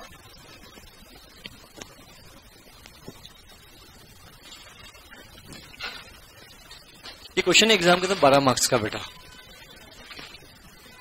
क्या रखना बेटा। और देखो बेटा, जब से सिलेबस के अंदर आपका अमालगमेशन आया, पहले एग्जीक्यूटिव लेवल पे अमालगमेशन चैप्टर नहीं हुआ करता था। जब से अमालगमेशन और इंटरनल रिकंस्ट्रक्शन एक दो चैप्टर है बेटा, ये जब से 2 चैप्टर आए हैं तब से कंसोलिडेशन का वेटेज थोड़ा सा कम हो गया है। तो अंदर से बंद है क्या? तो इसका वेटेज कम होगा, मतलब ये तय है अमालगमेशन क्वेश्चन एग्जाम में आएगा या फिर इंटरनल रिकंस्ट्रक्शन एग्जाम में क्वेश्चन आएगा या तो 12 मार्क्स का आएगा, ये तय है। दोनों से किसी एक चैप्टर का क्वेश्चन एग्जाम में 12 मार्क्स का आएगा ही आएगा, ये तय हो चुका है। वो समझ में? तो ये जितनी अपने माथा बच्चे की इन सब चीजों के बारे में अपन अभी से 5 स्टेप को इंप्लीमेंट करते हैं बेटा, ध्यान से मेरे साथ। जैसा जैसा मैं करूं वैसा वैसा आप सोचना। ये मेरी सेलिंग कंपनी की क्या है बेटा? Balance sheet. और सबसे पहले एक बात बताओ, मैंने अभी इतनी सारी इंफॉर्मेशन लिखवाई अभी मैंने, क्लियर? इन इतनी सारी इंफॉर्मेशन में से इन पूरी ध्यान से बेटा, वो ध्यान समझना पॉइंट को। मैंने अभी 5 स्टेप लिखाई, इन 5 स्टेप में मेजोरिटी यूज किसका किया जाएगा? इसका किया जाएगा। और जो इसमें इतनी सारी माथा पीछे लेगा, उसमें एक पॉइंट ही काम का आएगा सिर्फ पीछे निकालने के लिए। देखना बड़े होशियारी के साथ आप इसको एनालाइज करना। अब जब एग्जाम में क्वेश्चन आए ना, आप लोग क्या करते हो बेटा? क्वेश्चन देखते हो, बैलेंस शीट इतनी बड़ी, आधा टेंशन तो यहाँ खत्म। और बेटा सबसे पहली बात, ये बैलेंस शीट छोटी है, क्योंकि आपके एग्जाम में जब बैलेंस शीट आएगी तो ये तो हॉरिजॉन्टल है, वर्टिकल आएगी, एक इतने आएगी, उसके नीचे वापस और नीचे आएगी इतनी। तो आधा तो मन नहीं खराब हो रहा था, क्वेश्चन करना ही नहीं है अपन को। बेटा क्वेश्चन बहुत अच्छा होगा, इजी होगा, मैं ईमानदारी से बोल रहा हूं। अमालगमेशन का क्वेश्चन इजी ही आता है एग्जाम के अंदर, पहला। अब बेटा मुझे बताओ, मैं भी इसके नीचे इतनी सारी माथा पच्ची लिखी होगी, इतना बड़ा क्वेश्चन, बैलेंस शीट इतनी बड़ी, क्वेश्चन इतना बड़ा, कब करेंगे? देखो ध्यान से। और पूछता क्या है? पास, इतनी सारी इन्फॉर्मेशन गिवन है ना, आपसे क्या पूछेगा? प्रिपेयर या pass, prepare books of account in the books of, या प्रिपेयर एंट्रीज या pass journal entries in the books of selling company. अब समझना, बैलेंस शीट ये लिखे, इसके जो ढेर सारी इन्फॉर्मेशन, उसका क्या यूज है देखना, कुछ यूज नहीं होगा। पहली स्टेप क्या? All the assets and liability transfer to relation account at book value, at book value. तो मुझे बताओ all the assets all the liabilities transfer to relation around एक बुक वैल्यू। क्या एडिशनल इन्फॉर्मेशन को यूज है अभी तक? नीचे मार्केट वैल्यू बुक वैल्यू कुछ भी दिख रहा है, उससे मुझे क्या मतलब? मुझे ट्रांसफर किस वैल्यू पे करना है? बुक वैल्यू, पहला पॉइंट। दूसरा, remaining item transfer to respective account. जितने भी रिजर्व एंड सरप्लस के बैलेंस है, इक्विटी शेयर है, प्रेफरेंस शेयर है, फिक्सेड शेयर, उसे ट्रांसफर करना है कहां पे बेटा? एंड तीसरा पॉइंट क्या था पीसी के लिए? पीसी के लिए सिर्फ 2 ही पॉइंट काम किए हैं बेटा, एक तो प्रेफरेंस शेयर का, दूसरा कौन सा? इक्विटी शेयर का। उससे आप पीसी निकाल दोगे क्या? स्टेप नंबर 3 हो गया। स्टेप नंबर 4, जो पीसी है वही अल्टीमेट पीसी आपको मिलेगा, इसी का आपको डिस्बर्समेंट करना। 5 स्टेप हो गई, क्वेश्चन ही खत्म हो गया। उसका कोई यूज ही नहीं था, इन्फॉर्मेशन नीचे गिवन है। वो कंफ्यूज कर रहा है, लेंदी कर रहा है, डरा रहा है, वो आप डर रहे हो। समझ आई मेरी बात को बेटा? बहुत सिंपल क्वेश्चन। देखो आप लोग मेरे साथ, आप मेरी हेल्प कराना बेटा, आप कोई नोट डाउन मत करना, क्योंकि जैसे ही 5 स्टेप खत्म आपका लेक्चर खत्म आज का, दैट्स इट। और उसके बाद आप आराम से उसका फोटो खींच लेना और घर जाकर आप लिख लेना बाद में। और मैं चाहूंगा आप इसका फोटो खींचे। आज मैं पहली बार मन से बोल रहा हूं, इसका फोटो खींचे और घर जाके 5 स्टेप खुद मन से करना। अगर ये 5 स्टेप आपसे आज बन गई तो amalgamation in the books of selling company आपका आपकी मुट्ठी में है। ये ध्यान रखना। सिर्फ आप प्रेजेंटेशन देखना, आप मेरी हेल्प करना कि मैं कैसे कैसे क्या क्या करने जा रहा हूं। आप मुझे बोलना ये चीज यहां जाएगी, ये चीज यहां जाएगी, ये चीज यहां जाएगी। बोल समझ में आया बेटा? श्योर। आप एक काम करना, अकाउंटिंग एंट्रीज पास करना मेरे साथ। क्या करोगे आप लोग बेटा? मैं यहाँ पे अकाउंट बनाऊंगा, आप लोग क्या करोगे? मेरे साथ एंट्रीज पास करते हुए चलेंगे। ये हो जाएगा काम, तो अपना समय ही बच जाएगा बेटा। ध्यान से नाउ स्टेप नंबर 1, ध्यान से बेटा आप क्या लिखोगे बेटा? Step number 1। स्टेप नंबर 1 आपके नोटबुक में मैंने क्या लिखवाई थी? All the assets, all the liabilities transferred to realization account except following item at book value। तो सबसे पहले उन एक्सेप्ट आइटम को आइडेंटिफाई करो, सबसे पहला पॉइंट। अब जब एग्जाम में कैसे आइडेंटिफाई करेंगे? जैसे देखो ये अपनी एग्जाम का पेपर है। सबसे पहले क्या ये वही आइटम है? क्या ये वही आइटम है? क्या ये वही आइटम है? क्या ये वही आइटम है? क्या ये वही आइटम है? क्या ये वही आइटम है? क्या ये वही आइटम है? क्या ये वही आइटम है? क्या ये वही आइटम है? क्या ये वही आइटम है? आई डोंट नो, मुझे भी नहीं पता। क्या ये वही आइटम है? मुझे भी नहीं पता। क्या ये वही आइटम है? नहीं। क्या वही आइटम है? क्या ये वही आइटम है? क्या वही है? क्या ये वही है? क्या ये वही है? क्या ये वही है? क्या ये वही है? क्या वही है? क्या वही है? क्या वही है? क्या वही है? क्या वही है? क्या वही है? क्या वही है? Very good. क्या ये वही है? क्या ये वही है जिसकी हमें तलाश है? वो समझ में आया बेटा? श्योर। क्या मैं आगे बढ़ सकता हूं बेटा? हमारी काम बन गया। इनको छोड़ के, लाल चीज को छोड़ के सबको ट्रांसफर कर दो। कहां पे बेटा? रियलाइजेशन। वो समझ में आया? आओ बनेगा क्या यहाँ पे बेटा आपके लिए? Realisation account. स्टेप नंबर 1 चल रही है। सिर्फ क्या चल रहा है बेटा? सिर्फ और सिर्फ स्टेप नंबर 1। आपको कुछ भी दिमाग नहीं लगाना एक्स्ट्रा। जैसा जैसा मैंने बोला, जैसे जैसे स्टेप मैंने बोली, वो स्टेप आपको इंप्लीमेंट करने का, और दैट्स इट। इसके अलावा कुछ भी नहीं करने का। स्टेप नंबर 1, ध्यान से ध्यान से। स्टेप नंबर 1 क्या बोलता है? चलो लिख भी देता हूं स्टेप नंबर 1 आपके साथ, तो आपको याद रहेगा। स्टेप नंबर 1 बोलो, all the assets and liability transfer to realisation account. तो इस केस में आओ, रियलाइजेशन अकाउंट बनेगा, ये बात तो तय हो गया। अरे बोलो रियलाइजेशन अकाउंट, बोलो हाँ या ना।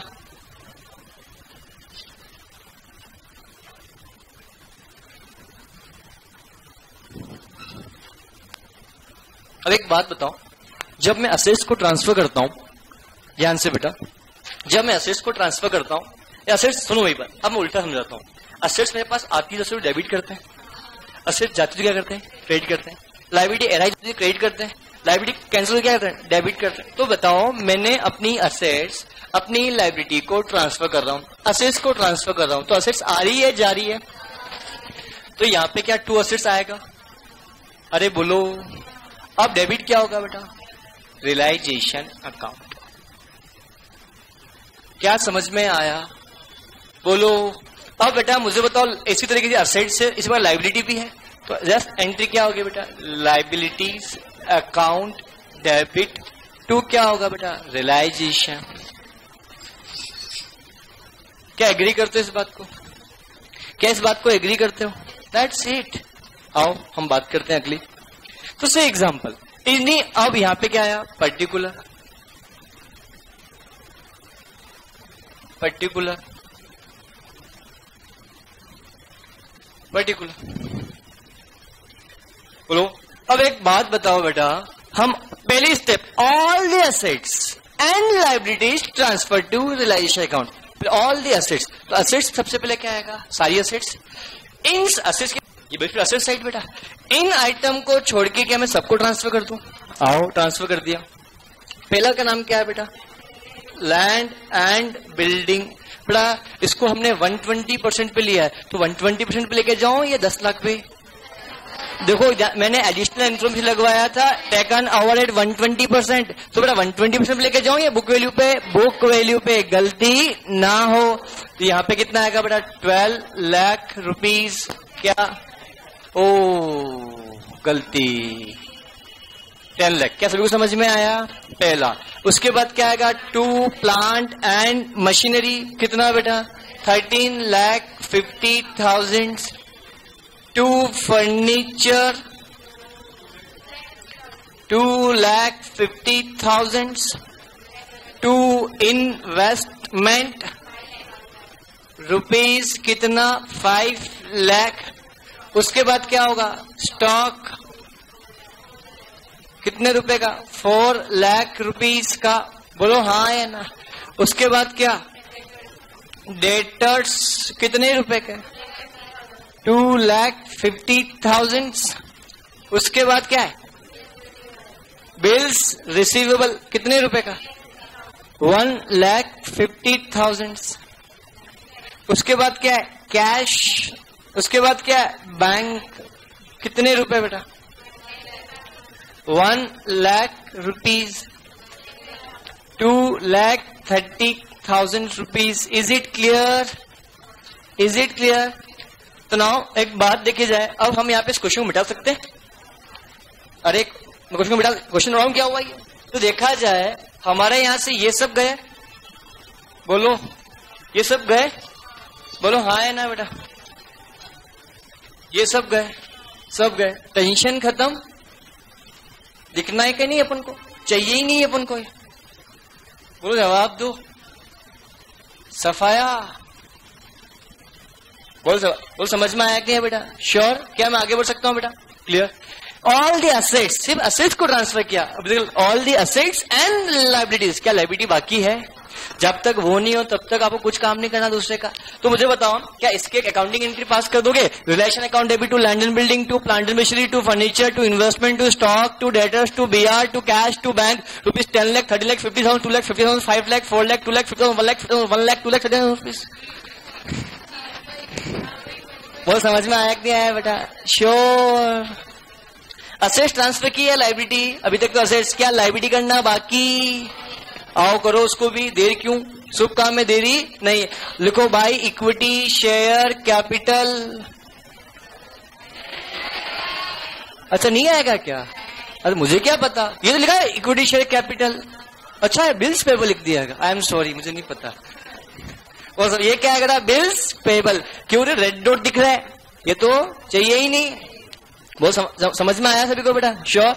आओ बेटा, यहाँ पे क्या हुआ? बिल्स पेबल कितना बेटा? 1,50,000। क्या मैं आगे बढ़ सकता हूं भाई? क्रेडिटर्स 2,80,000 भाई।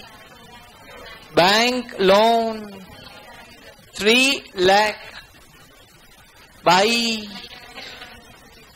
Sorry, debentures 5 lakh by. Creditors, हाँ यार ये समझ में नहीं आ रहा इस लोचे को। ये लोचा निकला तो क्वेश्चन निकला। स्टाफ प्रोविडेंट फंड आपके लिए लायबिलिटी होती है, ध्यान रखना। ये स्टाफ प्रोविडेंट फंड आपकी ऑब्लिगेशन है, एक स्टैच्यूटरी ऑब्लिगेशन है कि आपको अपने एम्प्लॉय के लिए ये पैसा उसमें कंट्रीब्यूट करना है। इसे कहा जाता है staff provident fund. Income tax में पढ़ते हैं ना, आरपीएफ, एसपीएफ, यूआरपीएफ, क्या एक एम्प्लॉयर अपने एम्प्लॉय के लिए कंट्रीब्यूशन करता है? आप लोग ग्रेच्युटी पढ़ते होंगे, आप एम्प्लॉय प्रोविडेंट फंड पढ़ते होंगे बेटा, इसके अंदर ILGL के अंदर बेटा एम्प्लॉयर को भी कंट्रीब्यूशन करना पड़ता है। किसी ऑर्गेनाइजेशन के अंदर 20 या 20 से ज्यादा एम्प्लॉय काम करते हैं तो उस एम्प्लॉय को, उस ऑर्गेनाइजेशन के ऊपर प्रोविडेंट फंड एक्ट एप्लीकेबल होता है, और प्रोविडेंट फंड एक्ट एप्लीकेबल होता है तो एम्प्लॉयर को और एम्प्लॉय को दोनों को इस प्रोविडेंट फंड में कंट्रीब्यूशन करता है। क्या गलत तो नहीं बोल रहा हूं? थोड़ा बहुत आता है? वो समझ में आया बेटा? श्योर। तो मान लो उस ऑर्गेनाइजेशन के तो क्या अपने एम्प्लॉयर को अपने एम्प्लॉय के लिए कंट्रीब्यूशन करना पड़ता है, जितना और उतना ही कंट्रीब्यूशन एम्प्लॉय को भी करना पड़ता है। अरे हाँ या ना? वेरी गुड, बहुत बढ़िया। तो क्या स्टाफ प्रोविडेंट फंड आएगा? कितने रुपए बेटा? तो बेटा यहाँ पे डॉट नहीं, हाँ ठीक है, कितना आएगा बेटा? 1,30,000। तो बताओ क्या वर्कमैन कंपनसेशन फंड आएगा?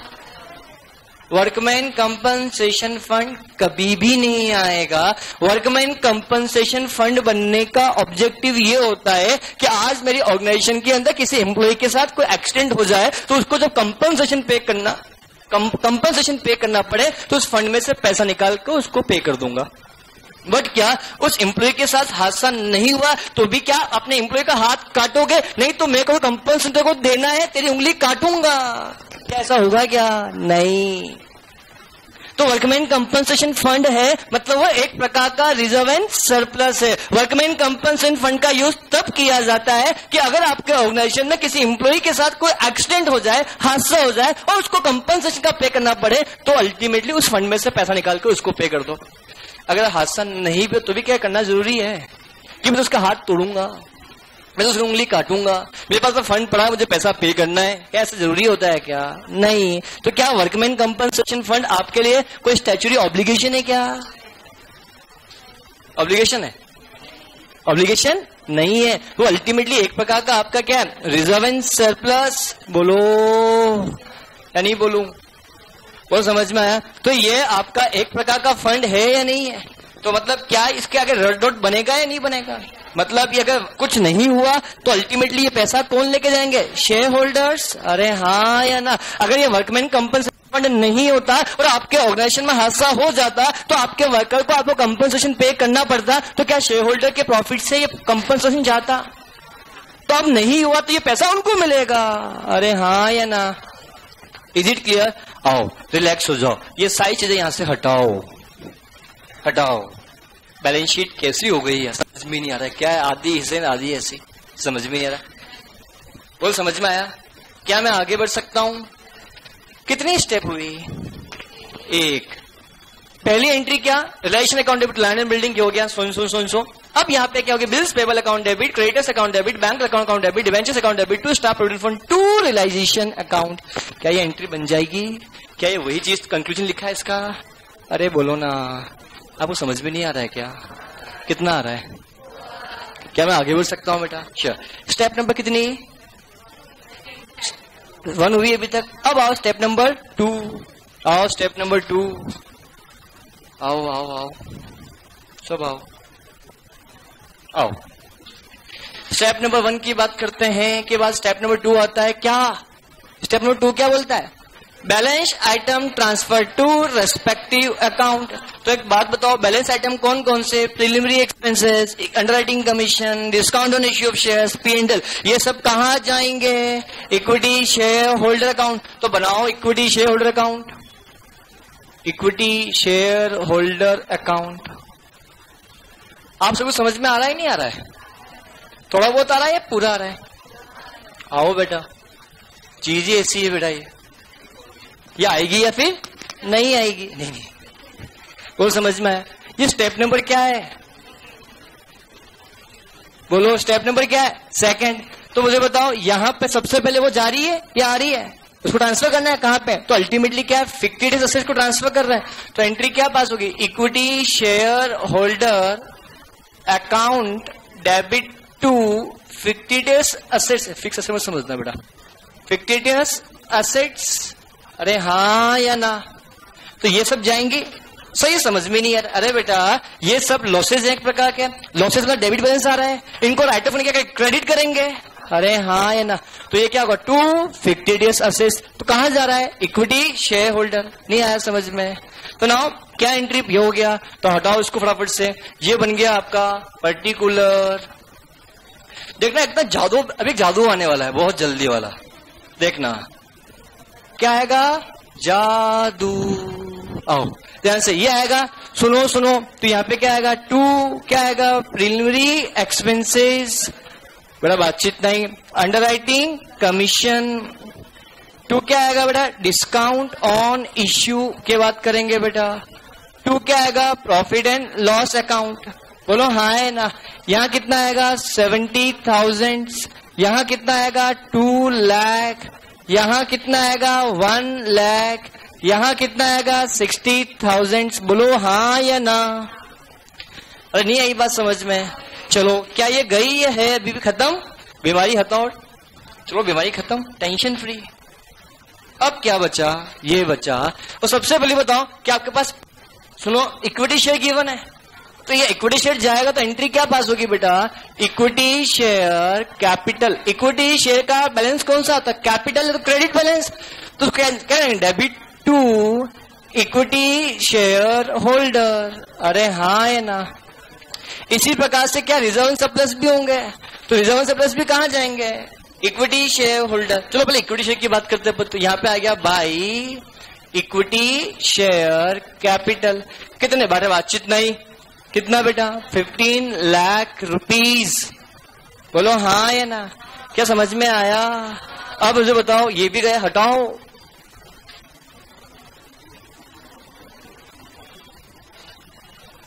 आप बेटा एग्जाम के अंदर हटाने की कोशिश मत करना, आप हटेगा नहीं एक पेपर के अंदर बेटा, है ना। तो ध्यान से बेटा, अब मुझे बताओ क्या आ गया, preference share capital, preference share capital कहाँ जाएगा, प्रेफरेंस शेयर होल्डर, ये बनाओ प्रेफरेंस शेयर होल्डर अकाउंट।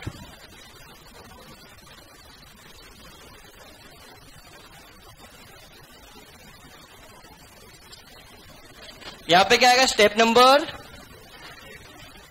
कहां, 3, 2 ही चल रहा है अभी, जबरदस्ती 3, बोलो समझ में आया। तो अकाउंट कौन सा बनेगा बेटा, प्रेफरेंस शेयर होल्डर। बेटा यार बातचीत होनी शुरू हो गई बेटा, आप लोग तो बेटा यार ये गलत बात है बेटा यार, आप लोग चीटिंग करते हो, बातचीत करो, मैं यहाँ पे पढ़ाई कर रहा हूं। पर्टिकुलर, बोलो पर्टिकुलर, ये क्या हुआ, पर्टिकुलर। अब मुझे बताओ प्रेफरेंस शेयर जाएगा तो इसकी एंट्री क्या पास होगी, वैसी होगी जैसी इक्विटी शेयर्स की होगी, तो क्या होगा, preference share capital account debit to preference share holder. बोलो जवाब दो, क्या ये एंट्री पास होगी, क्या सभी को समझ में आ रहा है या नहीं आ रहा है। आओ कहाँ आ गया, आओ यहाँ आ गया, by preference share capital ₹7 lakh. बोलो जवाब दो, हटाओ इसको फटाफट से, दिखना ही नहीं चाहिए, रिलैक्स। अब आओ कौन आया, इतने सारे, general reserve, P and L, capital reserve, security premium, investment house reserve, statue reserve, export reserve, workman commission, कहाँ जाएंगे, इक्विटी शेयर होल्डर। आओ क्या लिखो, तो अल्टीमेट एंट्री क्या पास होगी, reserve and surplus account debit to equity share holder. क्या समझ में आया, ईमानदारी से बोलना, क्या सभी समझ में आया। तो यहाँ पे क्या आएगा, बाई क्या आएगा बेटा, general reserve, by P and L, by capital reserve, by security premium, by investment allowances reserve, by statutory reserve, by export allowances reserve, by workman compensation fund. कितना बेटा, 3 लाख रुपीज, 3 लाख रुपीज के बाद 2,50,000 रुपीज, फिर कितना आएगा 1,25,000 rupees, 1,75,000 rupees, 1 lakh rupees, 50,000 rupees, 75,000 rupees, 25,000 rupees. बोलो क्या समझ में आया, कितने स्टेप किए अभी तक बेटा, 2। क्या खत्म हुआ, क्या बच्चा है मुझे बताओ, अब तो कुछ बचा ही नहीं आपके पास क्वेश्चन सॉल्व करने के लिए। अब स्टेप नंबर 3 क्या बोलता है, पीसी ड्यू करो, पीसी मांगोगे या मिल जाएगा, मांगेंगे, तो मांगेंगे तो अकाउंटिंग एंट्री क्या होगी, purchasing company account debit to कौन बेटा, रियलाइजेशन। क्या ये पता है, तो नाउ पीसी मांगने की एंट्री करते हैं हम कहां पर, चलो ठीक है, वहां करेंगे। स्टेप नंबर 3 किसके लिए बेटा? पीसी ड्यू करेंगे। तो पीसी ड्यू करने की अकाउंटिंग एंट्री क्या पास होती है? Purchasing company account debit to realisation. बेटा बातचीत नहीं है अब, बिल्कुल भी नहीं। अब बेटा यहां से बिल्कुल 100% या 200% में अटेंशन आपका चाहिए। अभी 2 मिनट बात लेके आना, अभी एकदम मत लेके आओ। मुझे बेटा इसके लिए ये एंट्री पास होगी, तो ये एंट्री किस अमाउंट से पास होगी? Very good. किसने बोला ये? हाथ खड़ा करो। किसने बोला हाथ खड़ा करो? PC amount. गुड, बहुत बढ़िया, शाबाश। ये एंट्री किस अमाउंट से पास होगी? पीसी अमाउंट से। अरे सबने वो सबके वो समझ में आया बेटा? श्योर। ये एंट्री किस अमाउंट से पास होगी? PC amount. मतलब किससे? Purchase consideration. क्या क्वेश्चन में आपको परचेज कंसिडरेशन पता है? तो आप पता कर सकते हैं। क्या बहादुर बच्चे हैं? तो आप निकाल के बताओ इस क्वेश्चन का पीसी कितना है। फटाफट जल्दी करो, जल्दी, जितना जल्दी करोगे उतनी जल्दी छुट्टी, क्योंकि ये किया खत्म। फटाफट से बेटा, जल्दी जल्दी करो, फटाफट से बेटा, फटाफट जल्दी से खत्म, फटाफट जल्दी करो बेटा। 2 मिनट में खत्म, कुछ खत्म होने वाला है। फटाफट, बिल्कुल लापरवाही नहीं बेटा, एकदम होशियारी के साथ। सब बहादुर बच्चे हैं आप लोग। फटाफट से computation of purchase consideration by method. अब वो नेट असेट्स या नेट पेमेंट आपको सोचना है। नेट असेट्स मेथड तो निकालो। नेट असेट्स मेथड से पीसी बेटा आपको प्राइस मिलेगा अगर आपने निकाला तो, और अगर आपको सही हुआ तो बेटा कोई बोलेगा नहीं।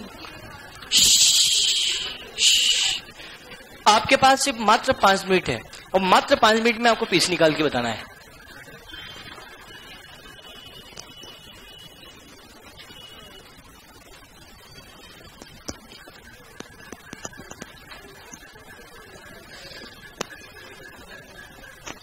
क्या हुआ? बस्ती में आ लगे, बस्ती में है? पीसी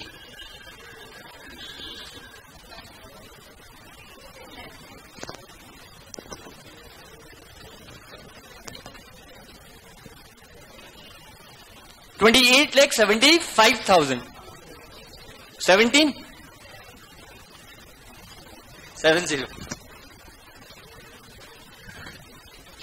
एक जने का आंसर आया है 28,70,000। क्या ये सही है?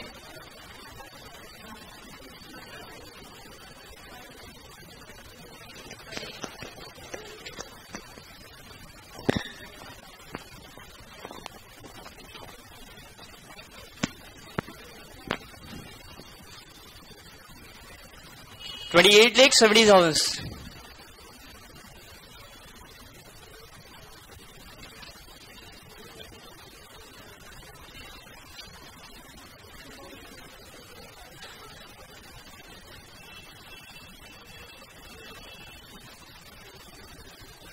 जल्दी करो फटाफट से, फटाफट। इतना समय नहीं लगना चाहिए।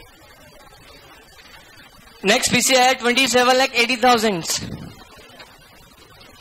27,80,000, 28,70,000। 27,80,000 ये आया। 2780, 2870।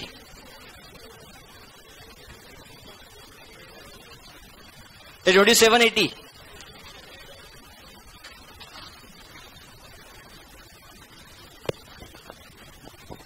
कितना है बेटा? 28,70,000। क्या सभी का यही है? चलो मैं पीसी निकालता हूं, तो पीसी मेरा शॉर्ट पे निकलेगा, मेरे पास जगह इतना नहीं है इसलिए समझना। इक्विटी शेयर होल्डर को जो कुछ दिया गया अगर ये फिक्स है तो पीसी नेट पेमेंट्स है। सबसे पहली बात, इस क्वेश्चन पीसी नेट पेमेंट्स निकलेगा, नेट असेट्स से नहीं निकलेगा। और प्रेफरेंस शेयर होल्डर को जो कुछ दिया गया अगर ये फिक्स है तो इन दोनों का अमाउंट जो फिक्स निकल के आएगा, this will be PC by net payment method. हमें यह पता है कि 5 के बदले में 6 शेयर दिए जा रहे हैं। और भाई साहब के कितने शेयर हैं बेटा? 1,50,000 शेयर। बोलो, 1,50,000 शेयर। और एक शेयर जो दिया जा रहा है उसको पता ही नहीं, 10 रुपए वाला। तो मान लो बेटा 18 लाख रुपए ये हो गया। अरे बोलो। अब इन भाई साहब को क्या 5 रुपए कैश में भी दिया गया? अरे बोलो। 5 रुपए कैश में? अरे हाँ बेटा 2 रुपए। मैं तो देख रहा था आप सो रहे हो, जग रहे हैं आप लोग बेटा। बोलो कितना हुआ? 3 लाख रुपीस। बोलो तो 18 + 3 21 तो ये हो गए। अब प्रेफरेंस शेयर का और निकाल लो बड़ा फटाफट से। प्रेफरेंस शेयर को हमें बोला 20% प्रीमियम पे, और प्रेफरेंस शेयर कितने के थे बेटा? 7 लाख। तो बोल सकता हूं 8,40,000। इन सबका सम कर दो तो पीसी आएगा कितना? 27,40,000 नहीं 29,40,000। क्या किसी का आया क्या? सब तो बोलिए तो उस टाइम तो बेटा हम गलत थे, ऐसा पता लगा आप लोगों की सही था। कभी ऐसा सोचना नहीं कि हमारा गलत है, यही सोचना हमारा ही सही है, और किसी का सही हो ही नहीं सकता। ये इम्प्लाइड होता है, ध्यान रखना बेटा, समझ में? ये हमेशा सोचना है। समझ लो क्या इक्विटी शेयर 18 लाख आया? अरे हाँ है ना। क्या कैश का 3 लाख आया? 2 रुपए एक शेयर पे, कुल कितने शेयर? 1.5 लाख, 3 लाख रुपए ये हुआ। प्रेफरेंस शेयर को 20% प्रीमियम पे पेमेंट किया। Preference share books of account 7 lakh के थे। 7 लाख का 120% 8,40,000 plus this one plus this one plus this one, this amount 29,40,000। This will be क्या बनेगा? परचेज का। क्या टफ था? फिर भी किसी का नहीं आया। वो समझ में आया बेटा? आओ पीसी निकला, पीसी निकला, क्वेश्चन खत्म हो गया फटाफट। अब बढ़ा ध्यान से, अब 200% बेटा वापस से come to the points. Relax हो जाओ बेटा, सीरियसली बोल रहा हूं। ये जितना समय इसमें करना, उसका 1/3 समय भी यहां पे लगेगा नहीं। अगर मुझे यहां पे अभी तक 15 मिनट लगे हैं तो यहां अब बेटा 5 मिनट भी लगने वाले नहीं है। बट ये 5 मिनट भी लगते हैं मैक्स टू मैक्स, तो पूरा अटेंटिव होना बहुत जरूरी है, क्योंकि ये तो बहुत सिंपल था। स्टेप नंबर 1 और 2 में दिमाग लगाया क्या आपने? नहीं। अब दिमाग लगाना है बेटा आपको, तो बड़े ध्यान से एकदम चौकन्ने होके एक एक चीज को बारीकी से सोचना है, समझना है और ध्यान रखना है। आपका ध्यान कहीं और होना ही नहीं चाहिए, क्योंकि नजर हटी और दुर्घटना घटी। ध्यान रखना, बहुत जबरदस्त कंसेप्ट है, इसलिए बोल रहा हूं। Very important points. तो नाउ हम यहाँ पे क्या बनेंगे? अब बेटा बिल्कुल मत लिखो बेटा, गया लिखने का जमाना, अब सिर्फ देखने का जमाना है बेटा। आओ हम यहाँ क्या बनाएंगे बेटा? Step number 3। स्टेप नंबर 3 के अंदर क्या बना? Purchasing company account debit to relation account at which amount? At PC amount. The PC amount rupees 29,40,000। क्या हम लिख दिया? 29,40,000। अब 29,40,000 रुपीज मेरा ये अमाउंट है। क्या? एक अकाउंट खुला परचेजिंग कंपनी, एक अकाउंट का रिलेशन अकाउंट। रिलेशन अकाउंट तो मेरे पास ऑलरेडी रखा हुआ है, दूसरा अकाउंट बन गया परचेजिंग कंपनी अकाउंट। क्या मुझे खोलना पड़ेगा? ध्यान रखना, स्टेप नंबर 2 के बाद मुझे हर एंट्री के डबल इफेक्ट देने हैं, हर आइटम के मुझे ड्यूअल इफेक्ट देने हैं, हाँ या ना? अब बेटा ध्यान से, ये बना हमारा अकाउंट, तो ये मैंने बनाया यहाँ पे कौन सा अकाउंट बेटा? कौन सा अकाउंट? कंपनी का क्या नाम मुझे पता है? परचेजिंग कंपनी का नाम क्या है बेटा? P limited. क्या नाम बेटा इसका? लिमिटेड। क्या नाम है इसका बेटा? P limited. देखते हैं ग्रीन लाइट बंद तो नहीं हो रही है, बैटरी मंगवाना बेटा। हेलो नाउ हम क्या बात करें बेटा अपने पे? पी लिमिटेड के बारे में अपन बात करेंगे, ध्यान से। तो ये पर्टिकुलर रुपीज, पर्टिकुलर रुपीज। तो नाउ यहां पे क्या आएगा?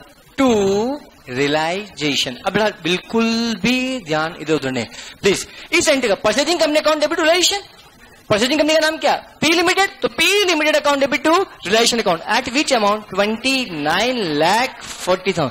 इसका एक इफेक्ट हुआ। इसका दूसरा इफेक्ट कहां जाएगा? रियलाइजेशन अकाउंट के अंदर, और यहां पे आएगा बेटा बाई पी लिमिटेड 29,40,000। क्या सभी समझ में आया?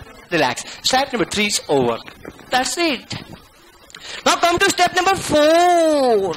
स्टेप नंबर 4 पे जब हम आते हैं तो स्टेप नंबर 4 क्या बोलता है? और देखना बेटा, स्टेप नंबर 5 जब आऊंगा, स्टेप नंबर सिर्फ 5 बोलेगा, कुछ एक्स्ट्रा कुछ करता नहीं है, ध्यान से। स्टेप नंबर कहां पर बेटा? 3 इज ओवर। स्टेप नंबर 3 में कुछ डाउट? अरे बोलो। Now step number 4, PC receive. PC receive तो किससे मिलेगा? परचेजिंग कंपनी से, सेलिंग कंपनी से? परचेजिंग कंपनी से। Debit the receiver, credit the giver. मुझे पीसी में क्या क्या मिलेगा? पीसी मुझे इक्विटी शेयर्स मिलेंगे, मुझे कैश मिलेगा, मुझे प्रेफरेंस शेयर्स मिलेगा। आओ एंट्री पास करते हैं। Equity share, in P limited account. बड़ा ध्यान रखना, बिल्कुल लिखना मत। Preference share in P limited account debit, cash account debit to, बोलो क्या, टू क्या आएगा, टू परचेजिंग कंपनी।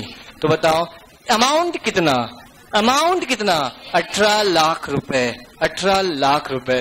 कितने रुपए, 8,40,000 रुपीज, 8,40,000 रुपए। 3 lakh rupees, 3 lakh rupees, that means 29,40,000 rupees. ध्यान से ये लिखा, इससे मुझे एक अकाउंट ये खुला, एक अकाउंट ये खुला, एक अकाउंट ये खुला, ये अकाउंट खुला। अब मैं पी लिमिटेड बोलता हूं, सबसे पहले जो आता है वो सबसे पहली बात मुझे यह समझना, equity share in P limited, क्या अकाउंट खुलेगा, क्या equity share in P limited खुलेगा। आओ ये मैंने बनाया ध्यान से, equity share in P limited. तरीका देखो, मैं नहीं मना किया ना बेटा लवीना लिखने के लिए, लवीना ध्यान से, equity share in P limited लिखना है। आओ ये अकाउंट बनाया, चलो बोल समझ में आया। फिर यहां लिखूंगा बेटा मैं कौन सा बेटा, preference share in P limited, बोल समझ में आया। चलो ठीक है, देखेंगे जब भी होगा देखा जाएगा। नाउ समझना, equity share in P limited, preference share in P limited, बोलो हाँ या ना। ये खुल गया। अभी भी मेरे पास लोचा बच रहा है, कैश अकाउंट मुझे खोलना है, जगह कहाँ पे बनाए बेटा, कहाँ पीसी मिटाया, चलो पढ़िए आप लोग, फिर आपके पास रह जाएगा। क्या सभी ने पीसी निकाला है क्या नोटबुक में, वेरी गुड यार, आपसे अच्छा कौन हो सकता है यार, कोई भी नहीं यार, कोई भी नहीं हो सकता है, कोई भी नहीं मतलब कोई भी नहीं। अब मुझे बताओ, यहाँ पे मैं कैश अकाउंट बनाऊंगा, ध्यान से, कैश अकाउंट, बातचीत नहीं, बिल्कुल भी नहीं, क्योंकि कंसंट्रेशन लूज होता है बात करने से बेटा, बात बिल्कुल भी नहीं करने का। नाउ ये 3 अकाउंट खुल गए, ध्यान से ध्यान से ध्यान से। चौथा पी लिमिटेड, पी लिमिटेड, क्या पी लिमिटेड ऑलरेडी मेरे पास खुला हुआ है या खोलना है, रिलैक्स। अब इस अकाउंटिंग की पोस्ट एंट्री पोस्टिंग कर दो बेटा, बोलो। अब मुझे बताओ पी लिमिटेड, पी लिमिटेड, ये पी लिमिटेड यहाँ पे आएगा बाई। अब समझ मैं कैसे एंट्री पोस्टिंग कर रहा हूं, ध्यान से देखना। By equity share in P limited rupees 18 lakh, बोल समझ में आया। By preference share in P limited rupees 8,40,000। By cash, ये कुछ नहीं, जब तक इन एंट्री का मैं दूसरा इफेक्ट नहीं दे दूं मुझे कुछ सोचना ही नहीं। कोई आए तो थप्पड़ मार देना, हटा यहाँ से, तो ना फटाफट, कोई बीच में नहीं। ये यहाँ पे क्रेडिट, तो यहाँ पे क्या डेबिट, किस नाम से, पी लिमिटेड, कितने रुपए से, 18 लाख रुपीज से। एक हो गया, छोड़ दूं नहीं। अभी कहा जाएगा preference share to P limited, कितना, 8,40,000। रिलैक्स नहीं, अभी तक तो कैश। यहां पे आएंगे टू पी लिमिटेड, कितना, 3 लाख। क्या रिलैक्स, रिलैक्स। कितनी स्टेप, 4 के 5 बाकी है। क्या जगह बची हुई है तो खत्म हो गई मतलब, नहीं, अभी तो क्वेश्चन बाकी है। अभी क्या हुआ मुझे बताओ, ये सब कुछ हो गया। अब इसके बाद मुझे बताओ स्टेप नंबर 4 इज ओवर, इसमें किसी को problem. Now come to step number 5, ध्यान से। स्टेप नंबर 5 क्या था, डिसबर्समेंट ऑफ परचेज कंसिडरेशन, मतलब डिस्ट्रीब्यूशन ऑफ परचेज कंसिडरेशन। बताओ पीसी जो था देना पड़ेगा, उसकी एंट्री में कहां पास करूं, कहां पास करें, कहीं जगह ही नहीं है मेरे पास। वेरी गुड, ये होता है एडजस्टमेंट तो बेटा यार, बहुत बढ़िया। जुगाड़, जुगाड़ पे दुनिया टिकी हुई है। आओ फटाफट से, ध्यान से ध्यान से। स्टेप नंबर 5 लिख रहा हूं बट इसका कुछ होगा नहीं। स्टेप नंबर 5 लिख रहा हूं, स्टेप नंबर 5 लिख रहा हूं, देखना। स्टेप नंबर 5, स्टेप नंबर 5 क्या बोलता है, डिसबर्समेंट ऑफ परचेज। बताओ सबसे पहला पीसी किसको दिया जाएगा, प्रेफरेंस शेयर होल्डर। अब मुझे बताओ प्रेफरेंस शेयर को पैसा मुझे देना है, डेबिट द रिसीवर। रिसीवर कौन है, प्रेफरेंस शेयर होल्डर। तो preference share holder account debit to, इसको क्या दिया जाएगा, प्रेफरेंस शेयर इन कैश दे दूं, क्या कैश दूं, क्या दूं उसको बेटा, मैं प्रेफरेंस शेयर दूं, इक्विटी शेयर दूं या कैश दूं, प्रेफरेंस शेयर। तो नाउ इसकी पार्टी का क्या था, इसके हिस्से का क्या था, preference share in P limited. कितने रुपए का था, 8 लाख 8,40,000, 8,40,000। क्या समझ में आया? अब प्रेफरेंस शेयर को पैसा दे दिया, अब पैसा किसको देंगे? Equity share. आओ इक्विटी शेयर, आओ equity share. Equity share holder account debit to cash to equity share in P limited. बताओ कितना? कैश कितना? 3 लाख और इक्विटी शेयर कितना? 18 लाख। कितना हो गया? 21 लाख। वो समझ जवाब दो। नाउ क्या स्टेप नंबर 5 लिखी? अब इसके जितने बोले उतने अकाउंट खोलो।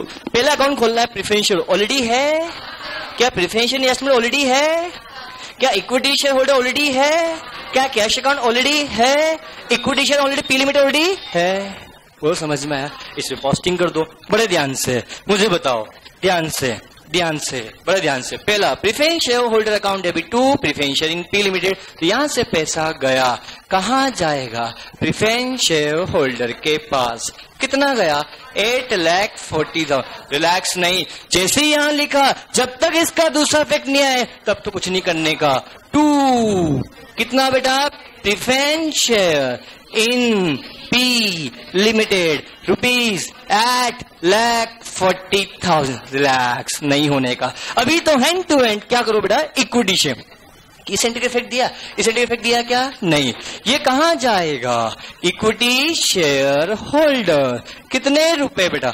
18 लाख रुपीस। कहां जाएगा? Equity share holder. तो 2 equity shares in P limited rupees 18 lakh rupees. Are you getting my points? Relax नहीं, कैश अकाउंट बचा है। ये कहां जाएगा? Equity share holder. कितने रुपए बेटा? 3 lakh rupees. Is it clear? ये कहां जाए? रिलैक्स नहीं, इसका इफेक्ट दो हैंड टू हैंड कहां पे बेटा? यहां पर। कितने रुपए? 3 लाख रुपीज। क्या relax? My 5 stage over, my in the books selling company is over. बस मुझे क्या करना है? मेरे बुक्स अकाउंट को टेली करना। अब देखना सब टेली है, सारे के सारे टेली है। नहीं है, रुको थोड़ा शांति बेटा, ध्यान से। सबसे पहले लास्ट अकाउंट यही बनाया था बेटा। क्या ये अकाउंट टेली? 3 लाख, 3 लाख, 3 लाख। बेटा देखना बिल्कुल, देखो बेटा ये इस समय के लूज पड़ जाओगे, छूट जाएगा बेटा। लिखना मना है ना। नाउ ध्यान से, कैश अकाउंट। फिर गए कहां पे बेटा? Preference share. आओ देखो ध्यान से, देखो बैलेंस निकालो, बैलेंस निकालो। नहीं निकल पाया, चलो कोई बात नहीं। हमारी उम्मीद अभी भी जारी है। आओ लड़ाई जारी रहेगी, लड़ाई जारी रहेगी। क्या बैलेंस शीट? अरे यार सब तो टेली है, छोड़ दें क्या? छोड़ दो ना यार बेटा। आओ चलो इधर आओ, ये भी टेली। देखो ना यार, कुछ बैलेंस अपनी मर्जी से कुछ भी लिख दो ना यार बेटा।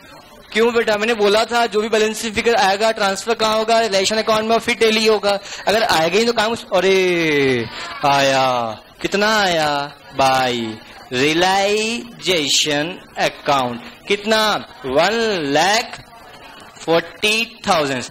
रिलैक्स नहीं, हैंड टू हैंड इसको कहां पे डालो? रिलेशन अकाउंट के अंदर।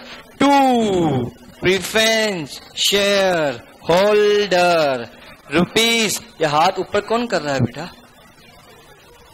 हर्ष बेटा है ना, पीछे देखने से कोई दिखता नहीं है, सब ध्यान सब दिख रहा है यहाँ पे बेटा। नाउ कितना आएगा बेटा? मैं भूल गया यार। अच्छा 1,40,000। बोलो समझ में आया? क्लियर। ये अकाउंट गया, ये अकाउंट गया। आओ इसके यहाँ पे भी आओ, इसको मत छोड़ो। बताओ बैलेंसिंग फिगर यहाँ आ रहा है क्या? निकालो, निकालो फटाफट निकालो।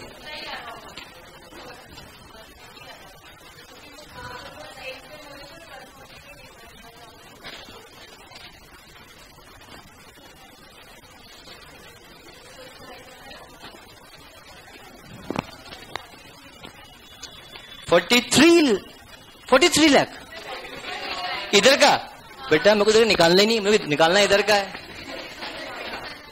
बेटा। इधर आ रहा है डेबिट साइड, क्रेडिट साइड आ रहा है, इधर साइड आ रहा है। 43 लाख